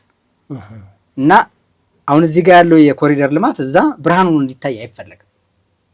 የሚገርመው ማለት እና መቀሌ እስካሁን የተቆፈረውን እንዲያውም ኮሪደር እንሰራለን ብለው ቆፍረውት 2 ዓመት ሊሞላው ነው ቆፍረውት ማለት ሳይሰራ ማለት። አሁን መቀሌ በጣም ቆሻል በነገራችን ላይ ብዙ በቪዲዮ እናያለን ምናምን ብዙ ያሳዩኛል እዚሁ እየሳያቸው ማለት። እና ምንድን ልፈልጌ ነው የትግራይ ወጣት ከፍተኛ አሁን የመንቀሳቀስ እድል ስላገኘ ችግሩ ማን እንዳለ ስላወቀ እጣ ፋንታው ከኢትዮጵያ ጋር እንደሆነ አውቀዋል። ስለዚህ አሁን የትግራይን ወጣት ከኢትዮጵያ የተለየ እጣ ፋንታ የለውም። ምክንያቱም እውነታው ተረድተዋል። አዲስ አበባ መጥቶ እየጎበኘ ነው። ሁሉም ከትግራይ ክልል ውጭ ከተሞች እያያቸው ነው። በፀሐይ ብርሃን እየተቀየሩ እያያቸው ነው። ስለዚህ ጥፋቱ ቲፒኤልኤፍ እንደሆነ፣ የስደቱ ምንጭ ቲፒኤልኤፍ እንደሆነ፣ የችግሩ የጦርነት ግጭ ቲፒኤልኤፍ እንደሆነ፣ አሁን ካለው ችግር እንዳይወጣ፣ አሁን ካለው አዘቅት እንዳይላቀቅ እንቅፋቱም ቲፒኤልኤፍ መሆኑ ተረድተዋል። ስለዚህ የትግራይን ወጣት ካሁን በኋላ ከኢትዮጵያ ወጣት ተለይቶ የሚታይ አይደለም። እጣ ፋንታው ከኢትዮጵያ ነው። ምንም የሚያጋጥመው ችግር አለ ብዬ አላምንም። ከቲፒኤልኤፍ ከተላቀቀ ደግሞ ትልቅ ለውጥ ነው የሚል ሀሳብ ነው ያለኝና አሁን ቲፒኤልኤፍን እንዴት ትልቀቅ? አሁን ቅድም ፌዴራል መንግስቱም አላገዘም፣ ከእንደገና እናንተም አልጠነከራችሁም፣ ተቃዋሚ ፓርቲዎቹ በዛ አካባቢ የምትንቀሳቀሱ ወጣቱም እንደምታየው መሰደድ ብቻ ነው። መሰደድ ሆነ አኩራፊ ሆኖ መቀመጥ፣ ነገሩ ገብቶት ደግሞ ብናገር የሆነ ነገር ሆናለሁ ነው። ስለዚህ አሁንም የትግራይ ህዝብ እንዴት ብሎ ነው ከህወሓት ከወያኔ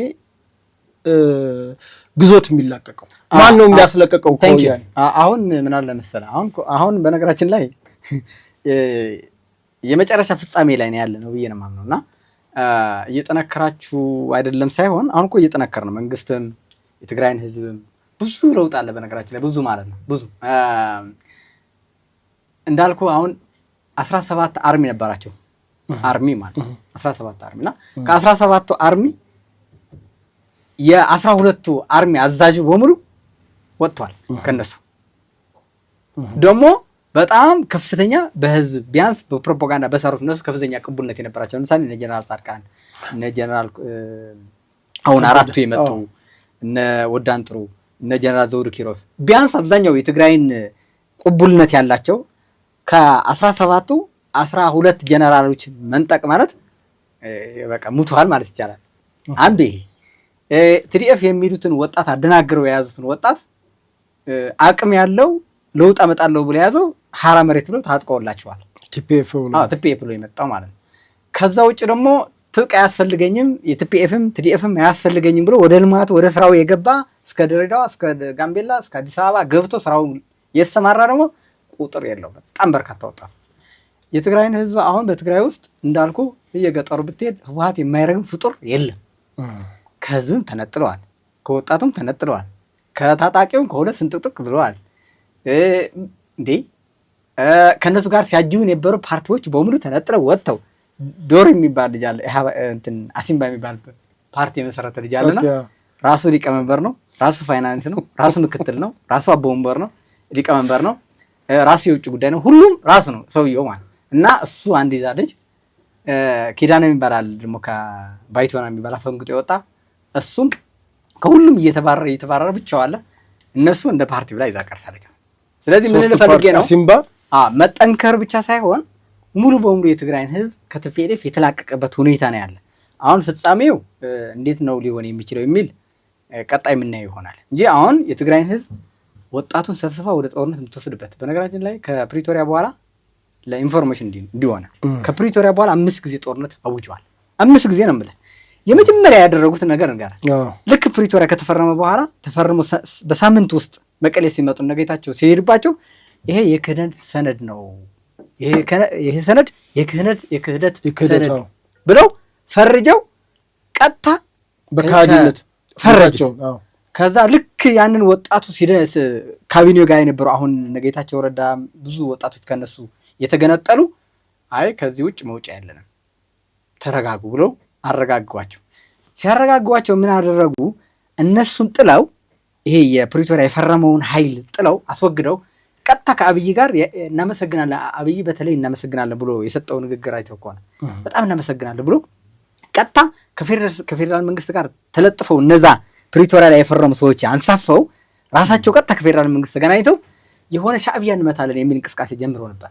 ቀጥታ ምክንያቱም ውስጥ ያለው ችግር እንዳይነሳ ማለት ውስጥ ያለውን ችግር እንዳይጠይቃቸው ቀጥታ ወደ ጦርነት ለመውሰድ ማለት ሳይነቃባቸው ወጣቱ ይህንን እንቅስቃሴ ጀምረው ነበር፣ ግን ሊሆንላቸው አልቻለም።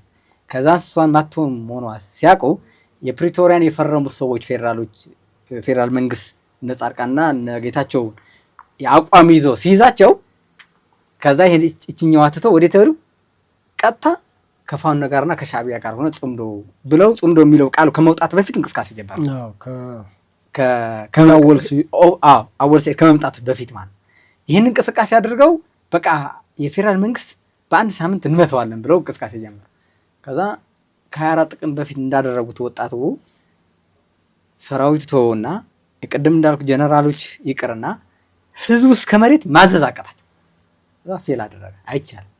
ከዛ ውስጣቸው ላይ ምን አመጣ? ከሁለት ተፈረከሰ። TPLFን ከሁለት ተከፈለ፣ TDF ሚሊቱን ከሁለት ተከፈለ፣ ጀነራሎችን ከሁለት ተከፈሉ። ብዙ ነገር መጣ፣ አንድ ቀረ ማለት ነው። ከዛ ቀጥለው ይሄ እምቢ ሲላቸው መጨረሻ ምን አደረጉ? ትግራይ ከሁለት ከፈሏት። ወርዕ መላሽ ሽሬና አክሱም ለብቻው በዛ አደራጁ። ይሄ በዚህ በኩል ደግሞ ጌታቸውና ረዳ ምናምን እንደ ተንቤን እንደርታ አጋሜ ራያ አካባቢ ደግሞ ሌላ ሙቭመንት ተፈጠረ። ሁለቱም ለማጋጨት እንደገና ብዙ ስራ ሰሩ ማለት በጣም የሚገርም ምን አሉ ጻድቃን መጀመሪያ ሰዓረ መኮንን የገደለው አብይ ነው ብሎ ፕሮፓጋንዳ ሰሩ። መጀመሪያ ሰሩ እንደዛ ብሎ ወደ ጦርነት ገቡ። ከዛ አሁን ልክ ወደ ሰኔ 15 ሞቅ አድርገው ያኔ ብዙ ሰርተዋል። ከዛ የሚገርም ጌታቸው ረዳና እነ ጻድቃን የለውጡ ሆኖ በዚህ ፕሪቶሪያ ይዞ ሲመጣ ደግሞ ከሁለት ትግራይን ከፈሉና ሰዓረ መኮንን የገደለው ጻድቃን ነው ብሎ እንደገና ቅስቀሳ ጀመሩ ሽሬ ላይ ማለት። አሁን ሰዓረ የሽሬ ተወላጅ ነው፣ ጻድቃን የአድግራት ተወላጅ ነው። ስለዚህ በአድግራትና በሽሬ ለመለየት ማለት ነው ገብቷል። የሰሩትን ምን ያህል እንደሄዱ ማለት ከዛ በሁለቱም ከፍለው አይልኛ እንትን ፈጠሩ ማለት ሁሉም አውራጃ እርስ በራሱ አጨፋጭፎ እንትን ለማድረግ ማለት ይሄም የሚሆን አይደለም። ወጣት በጣም ነቃባቸው ማለት በጣም ማለት ከዛ ይሄም ቀረ። በመጨረሻ አሁን እየሰሩት ነው ያለው የመጨረሻ አሁን ሱዳን የፋኖ ይሄ ሻዕቢያ ጽምዶ እነዚህ ጽምዶ ብለው መጨረሻ ኦፊሻል ይዘው መጥተዋል። ልክ አወል ሰዒድ እንቅስቃሴ ሲጀመር እንግዲህ አወል ሰዒድ ማለት አክሱም ከተማ ሆኖ በሐውልት ቆሞ ገና አስክሬን ሳይነሳ ወደ 2000 አካባቢ ነው የሚሉት በወሬ ግማሽ 400 ይላል፣ ግማሽ 600 ነው ይላል። ያኔ ሻዕቢያ ያጨፈጨፋቸው አስክሬን አንድም ሰው ይሁን ኢሰባዊ ድርጊት ከሆነ ታውግዛለህ ነበር። አይ በቃ አጠቃላይ አስክሬን ወድቆ ስነ ስርዓት ቀብር ሳይፈጸም እንዳይቀበርም ተከልክሎ ገና በስብሶ ጅብ እየበላ አስክሬን ላይ ማለት ውሻዎች እየጎተቱት ማለት በዛ ሰዓት ግጥም ገጥሞ ነበር የፎከራቸው እዛ ሐውልት ላይ። ይሄ ሰውዬው ከዚህ ሰውዬው ጋር እንግዲህ ፖለቲካ ለመስራት ጽምዶ ላይ መጡ ማለት እና በጣም ነው ህዝቡ ያዋረዱት፣ በጣም ነው ከህዝብ የተነጠሉት። በነገራችን ላይ ስታሊን ታውቃለህ፣ ስታሊን ወደዚህ አልመጣም እስካሁን ፕሪቶሪያ ተቃውሞ ነው እንግዲህ ያልመጣው፣ ቀጥታ ጋር አስመራ ነው ሄደው። እንግዲህ ምን ከሻዕቢያ ጋር እንግዲህ ኢሳያስ ለትግራይ ህዝብ ከ77 ዓመተ ምህረት ጀምሮ እስከ ዛሬ የትግራይን ህዝብ ጠላት ነው እና ግን ከሱ ጋር ሄደ ተንበርከከ። ከዚህ በኋላ እነዚህ ሰዎች የትግራይን ህዝብ አንስተው ወደ ጦር የሚወስዱበት ሁኔታ የለም አቅቷል። ምንድነው ይሄንን ሁሉ ያነሳውልህ? እነዚህ ሰዎች የትግራይን ህዝብ ይዘው ወደ ጦርነት ለመግባት ከ5 ጊዜ 6 ጊዜ ሞክረዋል። የትግራይን ህዝብ ማንሳት አልቻሉም። የራሳቸው ካድሬዎችም ሰብስበው ወደ ሆነ ዓላማ መውሰድ አቅቷቸዋል። የመጨረሻውን ጌታ ታደሰ ወረደ አማክረውት የሚሆን ሊያማክሩትም ይችላሉ። በአፋር አድርገው ከራሳቸው ከቲፒኤፍ ጋር ጦርነት ከፈቱ። ባለፈው ማለት ስንት ወጣት አስጨርሰው ነው የተመለሱ። ማይጸብሪ ብለው እንደገና በዚህ በጸለምት አካባቢ ደግሞ ጀመሩት። ስንት ወጣት ነው እንደገና አስጨርሰው ይሄዱት። ስለዚህ እነዚህ ሰዎች አርባና ቢስ ሆኗል። አሁን ስለዚህ በውጊያም አልሆነም ምን በቃ በፖለቲካም አልሆነም። አሁን ይሄ በማን አቅም ነው የመጣው ታዲያ? ይሄ ሁላ ለውጥ እየመጣ ያለው ቢያንስ በፌዴራል መንግስትም የራሱን ያስተካከላቸው ነገሮች ይኖራሉ። በእሊቱም የነቃበት ሁኔታ አለ፣ ወጣቱም የነቃበት ሁኔታ አለ። ስለዚህ አጠቃላይ ከቲፒኤልኤፍ ውጭ ብዙ አቅም ተፈጥሯል ማለት ነው። ቲፒኤልኤፍ እንደፈለገች ብድግ አድርጋ ወደ ወልቃይት፣ ብድግ አድርጋ ወደ ኤርትራ፣ ብድግ አድርጋ ወደ 4 ኪሎ አምጥታ የምታዋጋውን ወጣት ሰው የለም ማለት ነው። ስለዚህ ይሄ አቅም የት ነው ያለው ካልከኝ ተዋህደዋል ማለት ነው። ወደ ኢትዮጵያዊነት አምነዋል። እንደምታያቸው ጀነራሎች መጥተዋል። የትግራዋይነት ኢትዮጵያዊነት ወደ ቦታው ከመጣ ደግሞ ነገሩ አበቃለት ማለት ነው። ግን እንደው አሁን እንደው የትግራይ ህዝብ ከኢትዮጵያ ታሪክም ከኢትዮጵያዊነት ውጭ ሊሆን ይችላል ወይ? እንደው አንዳንዴ እብደትም ይመስለኛል። እኔ አሁን ትግራይ ተሰሪ ብለው ያ ሁሉ ወጣት ሲያስጨርሱት የማይሆን ነው እምልህ። የሆነ ነገር ታልማለህ ታቅዳለህ እኮ። አሁን ኤርትራኖቹ ቢያንስ እንኳን ቢሉ ባህር በር አለው ብለህ ታስባለህ፣ የሆነ ነገር ብለህ ታስባለህ። አሁን የትግራይን ህዝብ በዛ ሁሉ እንግዲህ ተከበብን ይለዋል። ራሳቸው ተንኩሰው እንግዲህ የምታውቀው ነው። ለሻዕቢያን የጋበዙት አስመራ ተኩሰው ነው ሮኬት። አማራ ክልልን የጋበዙት ጎንደርና ባህር ዳር ተኩሰው ነው። ፌዴራል መንግስቱን የጋበዙት ራሳቸው ጥቅምት 24 ክደው ነው ሰራዊቱን። እስካሁን ለትግራይ ህዝብ ማን ነው ጥላት ያፈራለት? ማን ነው እንዲከበብ ያደረገው? እስኪ አሁን ስታስበው እኮ እስኪ ማን ነው ሮኬቷን ወደ አስመራ የተኮሳት? በነገራችን ላይ እንዳልኩ የመጀመሪያ ቲፒኤልኤፎች የሰሩትን ስራ ብዙ ነው።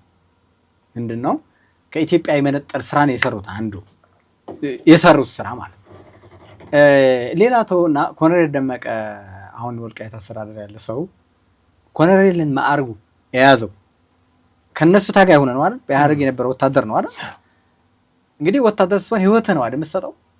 ህይወት ሰጥቶ የነበረ ሰው ገብቶሃል?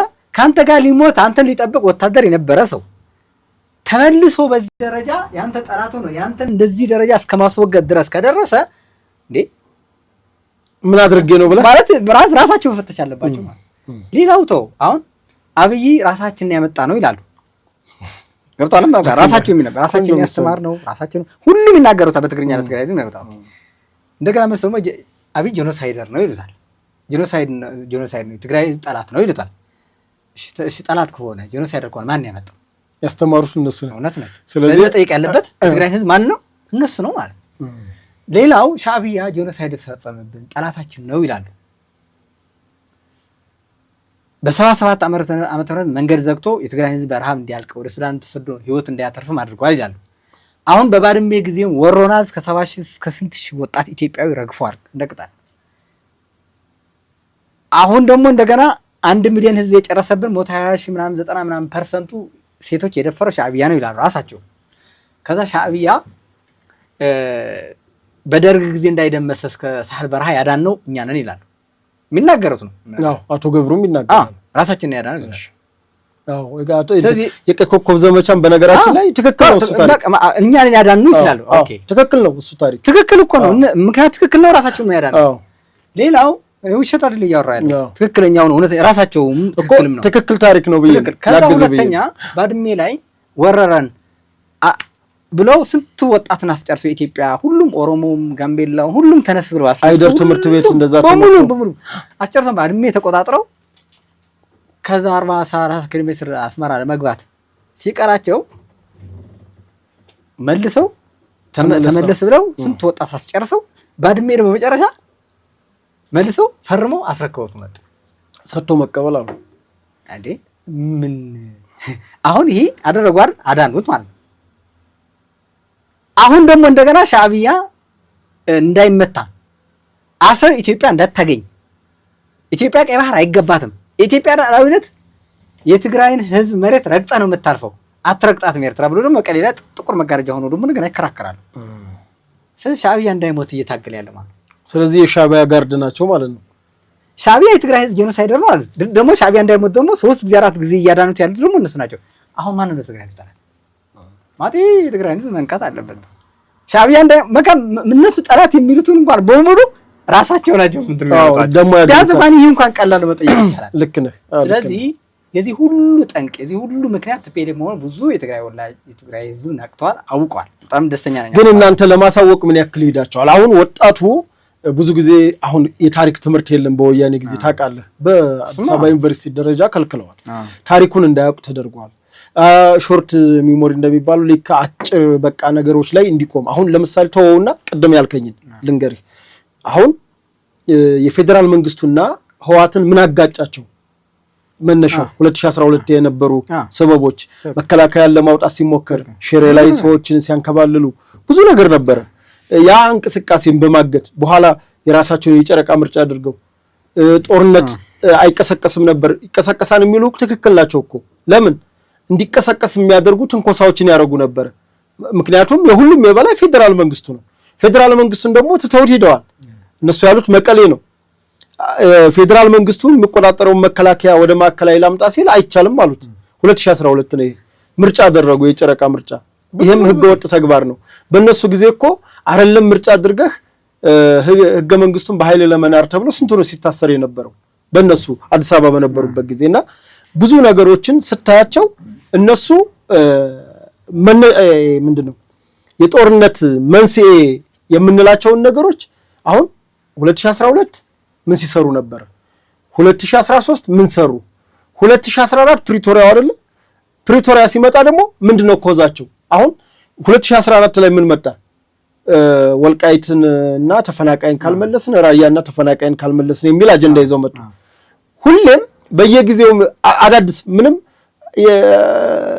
ስር ያልነበሩ ችግሮች ፈጥረው ራሱ ድጋፍ ነገር አጀንዳ ይሰጣል። እግዚአብሔር ይስጥ። እሱን እኮ ነው የምልህ። አሁን አጀንዳ ብለህ ምንድነው አጀንዳችሁ ብትላቸው የዛሬውን አጀንዳ ይዘጉትና በነገው አጀንዳ ነው። ሌላው ተወል። አሁን ብዙ የትግራይ ኤሊቶች የምጠይቃቸው ጥያቄ አለኝ እና አንድ ምን ጠይቃቸዋለሁ። ኦኬ ህገ መንግስት ሲከበር የሚል ነበር አንድ ቀስቀሳቸው እዛ ጊዜ እና በዚህ ደግሞ ህገ መንግስት የህግ አራዊት ነው የሚል ይሄ ህገ መንግስት አይገዛንም የሚል ተቃውሞ ነበር በዚህ በኩልና በትግራይ በኩል ደግሞ ይሄ ህገ መንግስት በደማችንና በአጥንታችን ያመጣን ማንም አይነካው፣ ምርጫም መራዘም የለበትም፣ ይሄ ቀይ መስመራችን ነው የሚል ነበር እና ያኔ ጀምሬ የኮሮናው ጊዜ እስካሁን የምጠይቃቸው ጥያቄዎች አሉ ለሊቶቹ።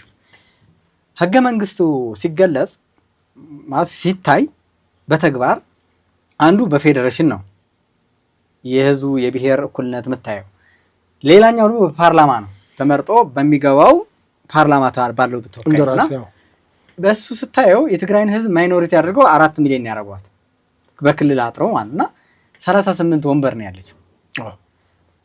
በፌዴሬሽን ደግሞ በቁጥር ነው ያደረጉት። በ1 ሚሊዮን አንድ ተወካይ ነው ያደረጉት ፌዴሬሽን ላይ ደግሞ ይሄ ብሔር ውክልና ማለት እና ይሄንን እስክ ስንፈትሸው እናንተ ህገ መንግስቱ መነካት ያለበትም እያላችሁ ነው።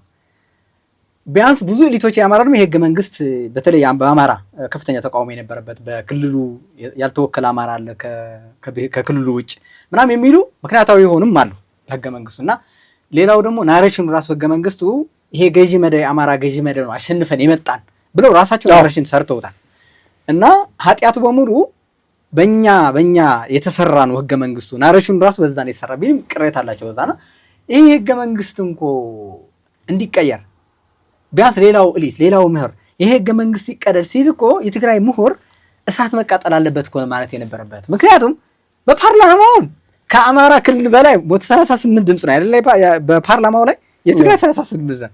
የኦሮሚያ ፓርላማ ተወካይ ብሎ በክልል ያወጥ 174 ነው አካባቢ ድምጽ ነው ያለው። እንዴ ይሄ ህገ መንግስት እንዲሻሻል እኮ መታገል የነበረበት እኮ የትግራይ ምሁር ነው። ገብቷላ? በፌዴሬሽን እንኳን በብሔር እኩል እንዲመጣ ከፈለጉ እኮ ይሄ ህገ መንግስት እንዲሻሻል መታገል ያለበት እኮ እናንተ ናቸው። እንዴ ሰው ለራሱ የሚጎዳው አጥንቱ እና ደሜን የፈከሰከስኩ ብሎ እንደገና ራሱን ይጠብቃል እንዴ? ምንም መልስ የላቸውም። በማት ሎጂክ ነው ያለው። ሌላው በባንዲራ ነው ቢጨቃጨው ስታያቸው ማለት ይሄ ባንዲራ እንትና ሳምነው ጽጌ ነው ሲማረው ነው የተናገረው እውነት አለ። ይሄ አረንጓዴው ጫ ባንዲራ የሚያመረው በዛ በትግራይ በኩል የበለጠ ማለት ነው። ግን ይሄ ባንዲራ መቃጠል አለበት እያለ እየረገጠ እያንቋሸሽ የሚውለው እሱ ሊታገኘው። ሌላው በጣም ጨጓራ የሚሊጠም ይጋር ሌላው ማለት አሁን ቀይ ባህር 1000 ምናምን ኪሎ ሜትር 1400 አካባቢ ኪሎ ሜትር ነው በዛ በቀይ ባህር ላይ ያለው ማለት እና የመጀመሪያው ይሄ ቀይ ባህር ቅርብ ዳንስ ከቀይ ባህር ወይም አሰብ ወይም ባጽ የመጀመሪያ የሚቀርበው ለዛላምበሳ ነው። ኦኬ እኮ የመጀመሪያ አሁን ከጎንደር ይልቅ ለሁመራ ነው የሚቀርበው። ከጎንደር ይልቅ ለሽሬ ነው የሚቀርበው። ከራማ ይልቅ እንግዲህ ከባህር ዳር ለራማ ነው የሚቀርበው። እዛ ቦርደር ላይ ያለ ነው 40 ኪሎ ሜትር 50 ኪሎ ሜትር። የመጀመሪያ ተጠቃሚው መኪናውም ቦርደሩም ሲንቀሳቀስ እዛ አካባቢ ያለው ነው የሚለማው። እና እዚህ 1000 ኪሎ ሜትር ነው ከመቀሌ ወደዚህ። እዚህ ሆኖ ስለ ቀይ ባህር ይጨነቃል።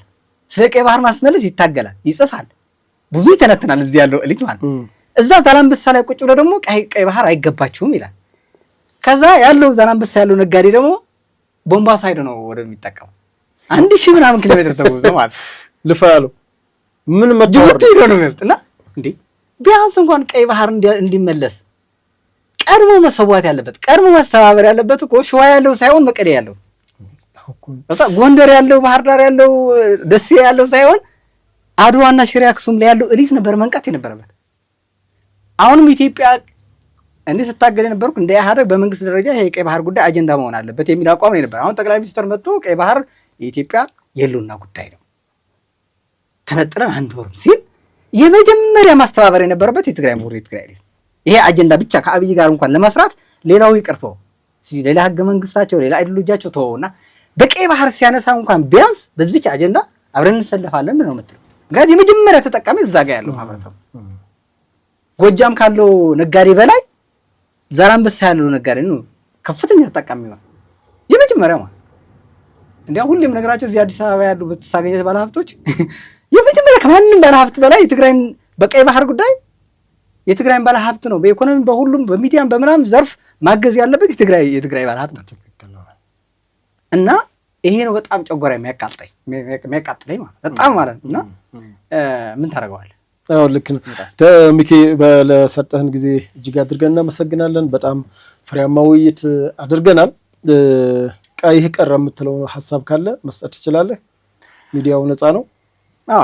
ሁሉም አጠቃልና እንግዲህ ከዚህ ከቀይ ባህር ጋር አንዱ የሚያቃጥለኝም አለና እሷም እንዳትቀር ይሄ በታሪክ የተያዘ በተለይ ከአድዋ ከአክሱም ጋር ያሉ ግጭቶች የኛ ነው የሚለውና አሁን ብዙዎቹ የትግራይ ልጆች አሁን መልእክት ማስተላለፍላቸው ምንድን ነው መቼም አድዋ ተነስቶ ወደ ባህር ዳር አይሄድም፣ ወደ አዲስ አበባ አይመጣም፣ እዛው ነው ያለና የአድዋን ታሪክ አሳድሰው ልክ እንደ አሁን እዚህ ጋር አደባባይ አምሮ እንዳለ የአድዋ ተራሮች እንደዛ አልምተው አሳድሰው በአድዋ ታሪክ የሚኮራ ማህበረሰብ ጫማውን አጥበው ተቀብለው እግርና አጥበው ፈረስም ቢሆን መኪናም ቢሆን አዘጋጅተው በነፃ ነው መውሰድ ማስጎብኘት ያለባችሁና ይህንንም ወደ ጥቅማችሁ ቀይሩት፣ የግጭት መሀል አታድርጉት ነው አንዱ መልእክት።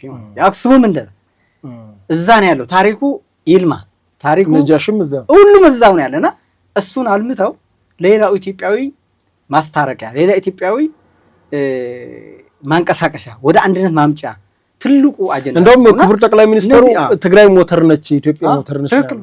ትክክል ነውና ይሄንን አሳድሰው ለኢትዮጵያ አንድነት ለራሳቸውም የገቢ ምንጭ ማድረግ ይጠበቅባቸዋልና አጠቃላይ በኢትዮጵያ ውስጥ ያሉ የከተሞች ልማቶች በሙሉ ቢያንስ ትግራይ ወደ 10 ከተሞች አካባቢ ያሉ ማለት እንደ ሽሬ፣ እንደ አጋሜ፣ እንደ ተንቤና ቢያድማም ትልቅ ከተሞች አሉ። ቢያንስ በአጭር ጊዜ ማልማት ይቻላል። የኮሪደር ልማት በጣም የሚያስቀና እዛ ቢገባ ህዝቡ እኮ ጎበዝ እድሉ ቢሰጡት ድንጋዩ መዛው ነው ያለ፣ ማዕድኑ መዛው ብዙ ነገሮች አሉና በአጭር ጊዜ ማልማት ይቻላል።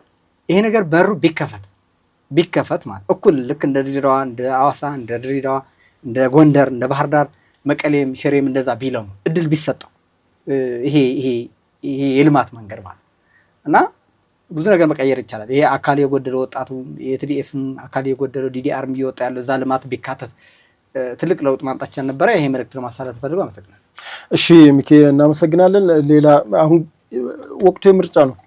እንደው ምርጫ ላይ እንዴት ነው ተሳትፏቸው? አዲስ አበባ አላችሁ? ሀገር አቀፍ ናችሁ ወይስ እኛ ክልላዊ ነን? እና እንዴት ነው እሱ ነገር? እንግዲህ የትግራይን ጉዳይ ካለቀ ነው ትግራይ ውስጥ የምንወዳደረው። ግን አጠቃላይ የኢትዮጵያ ውስጥ ችግር አቅርባችኋል? አላቀረብንም። ምክንያቱም እዚህ አንወዳደር በክልል ነው። ስለዚህ የኛ ሀሳብ ምንድን ነው? ምርጫ እንደግፋለን፣ የተመረጠ መንግስት መኖር አለበት የሚል አቋም አለን። የኢትዮጵያ ሕዝብ መምረጥ አለበት። ሁሌ እኔ አቋምም የፓርቲ አቋም ምን አለን? የፈለገ ይሁን በጦርነት የሚመጣውን ኃይል በደሙና በአጥንቱ በኃይል በጉልበት ስለሚመጣ ብዙ ጓደኞች ሰውቶ ስለሚመጣ ከተቀመጠ በኋላ ስልጣን ሊሰጥህ አይችልም። ስለዚህ ዛሬ ፋኖም ደግፈ ብትመጣ፣ ወያኔ መልሰ ተሸክመ ብታመጣው፣ ኦነግም ተሸክመ ብታመጣው መልሶ ስልጣን ሊሰጥህ ሊያስረክብህ አይችልም። ስለዚህ ከንቱ ድካም ነው ማለት። ስለዚህ ያለን አማራጭ ብቸኛ ሰላማዊ ትግልና ሰላማዊ ትግል ብቻ፣ በህዝብ ድምጽ በቃ በድምጽ ብቻ። አምባገነን መንግስት ቢሆንም ታጥቀና በኃይል አስወግደን ሌላ አምባገነን ከማንገስ ውጭ ምንም አማራጭ የለም። እኔ ያየሁት እሱ ነው። ስለዚህ በጣም መጥፎ መንግስትም ቢሆንም ያለን አማራጭ በሰላማዊ መንገድ በጥቂት መስዋዕትነት የሚከፈለውን እየተከፈለ በሰላማዊ ጉዞ መሄድ አለብን። ቢያንስ መንግስት በምርጫ የሚቀየርበት ሁኔታ መፍጠር አለብን። ይሄንን 100 ዓመት የሚፍጅ 200 ዓመት የሚፍጅ ለትውልዱ ይህን መንገድ እንዲማር ብቻ ነው መሄድ ያለብን የሚል ሀሳብ ነው ያለን። አማራጩ ትጥቁ ምንም ትርጉም የለው። በተለይ አሁን ካይታቱ አሁን ጽምዶ ሻዕቢያና ፋኖ ምናምን አራት ሆኖ ለመምጣት ሲያስቡ አይተው ከሆነ አሁን ሲመጡ ልክ ገና አዲስ አበባ እድል በሰጣቸው ራሱ ማለት ገና 4 ኪሎ ሳይጋቡ ነው የሚገዳደሩት። ራስ በራስ ምክንያቱም አጀንዳቸው የተለያየ ነው። ትክክል። ስለዚህ ይሄ ከሆነ ለመጠፋፋት ምንም ትርጉም የለው። ስለዚህ ወደ ስልጣን የሚመጣውን ኃይል ቢያንስ ካርድ ሰጠ ነው የሚመጣ መሆን አለበት። እጅና እግር መስጠት የለበትም። ይሄ በደምና በአጥንታችን ምናምን ተከፍሎ የሚመጣ ስርዓት በፍጹም መኖር የለበትም። ይህንን እያንዳንዱ ኢትዮጵያዊ አቋም መውሰድ አለበት ብዬ ነው የማስበው። እሺ፣ በጣም ነው የማመሰግነው። እኔም አመሰግናለሁ። ውድ ሀቅና ሳቅ ሚዲያ ቤተሰቦች ከሚኪ ተስፋዬ ጋር ያደረግነው ቆይታ በዚህ መልኩ ተጠናቋል። ሳምንት በሌላ እንግዳ በሌላ ዝግጅት እስከምንገናኝ ሰላም ቆዩን እያልን የሀቅና ሳቅ ሚዲያን ላይክ፣ ሼር፣ ሰብስክራይብ እንዲሁም የደውል ምልክቱን ተጫኑ። በተለያዩ ማህበራዊ ሚዲያ አማራጮች ይህን ዝግጅት ለተለያዩ ወዳጅ ዘመዶቻችሁ ሼር አድርጎ እንላለን። ከሚኪ ጋር የነበረን ቆይታ በዚህ መልኩ ተጠናቋል። መነሻችንም መድረሻችንም ኢትዮጵያ ናት። ለኢትዮጵያ ሰላም፣ ለኢትዮጵያ ብሔራዊ ጥቅም ተግተን እንሰራለን። አመሰግናለሁ።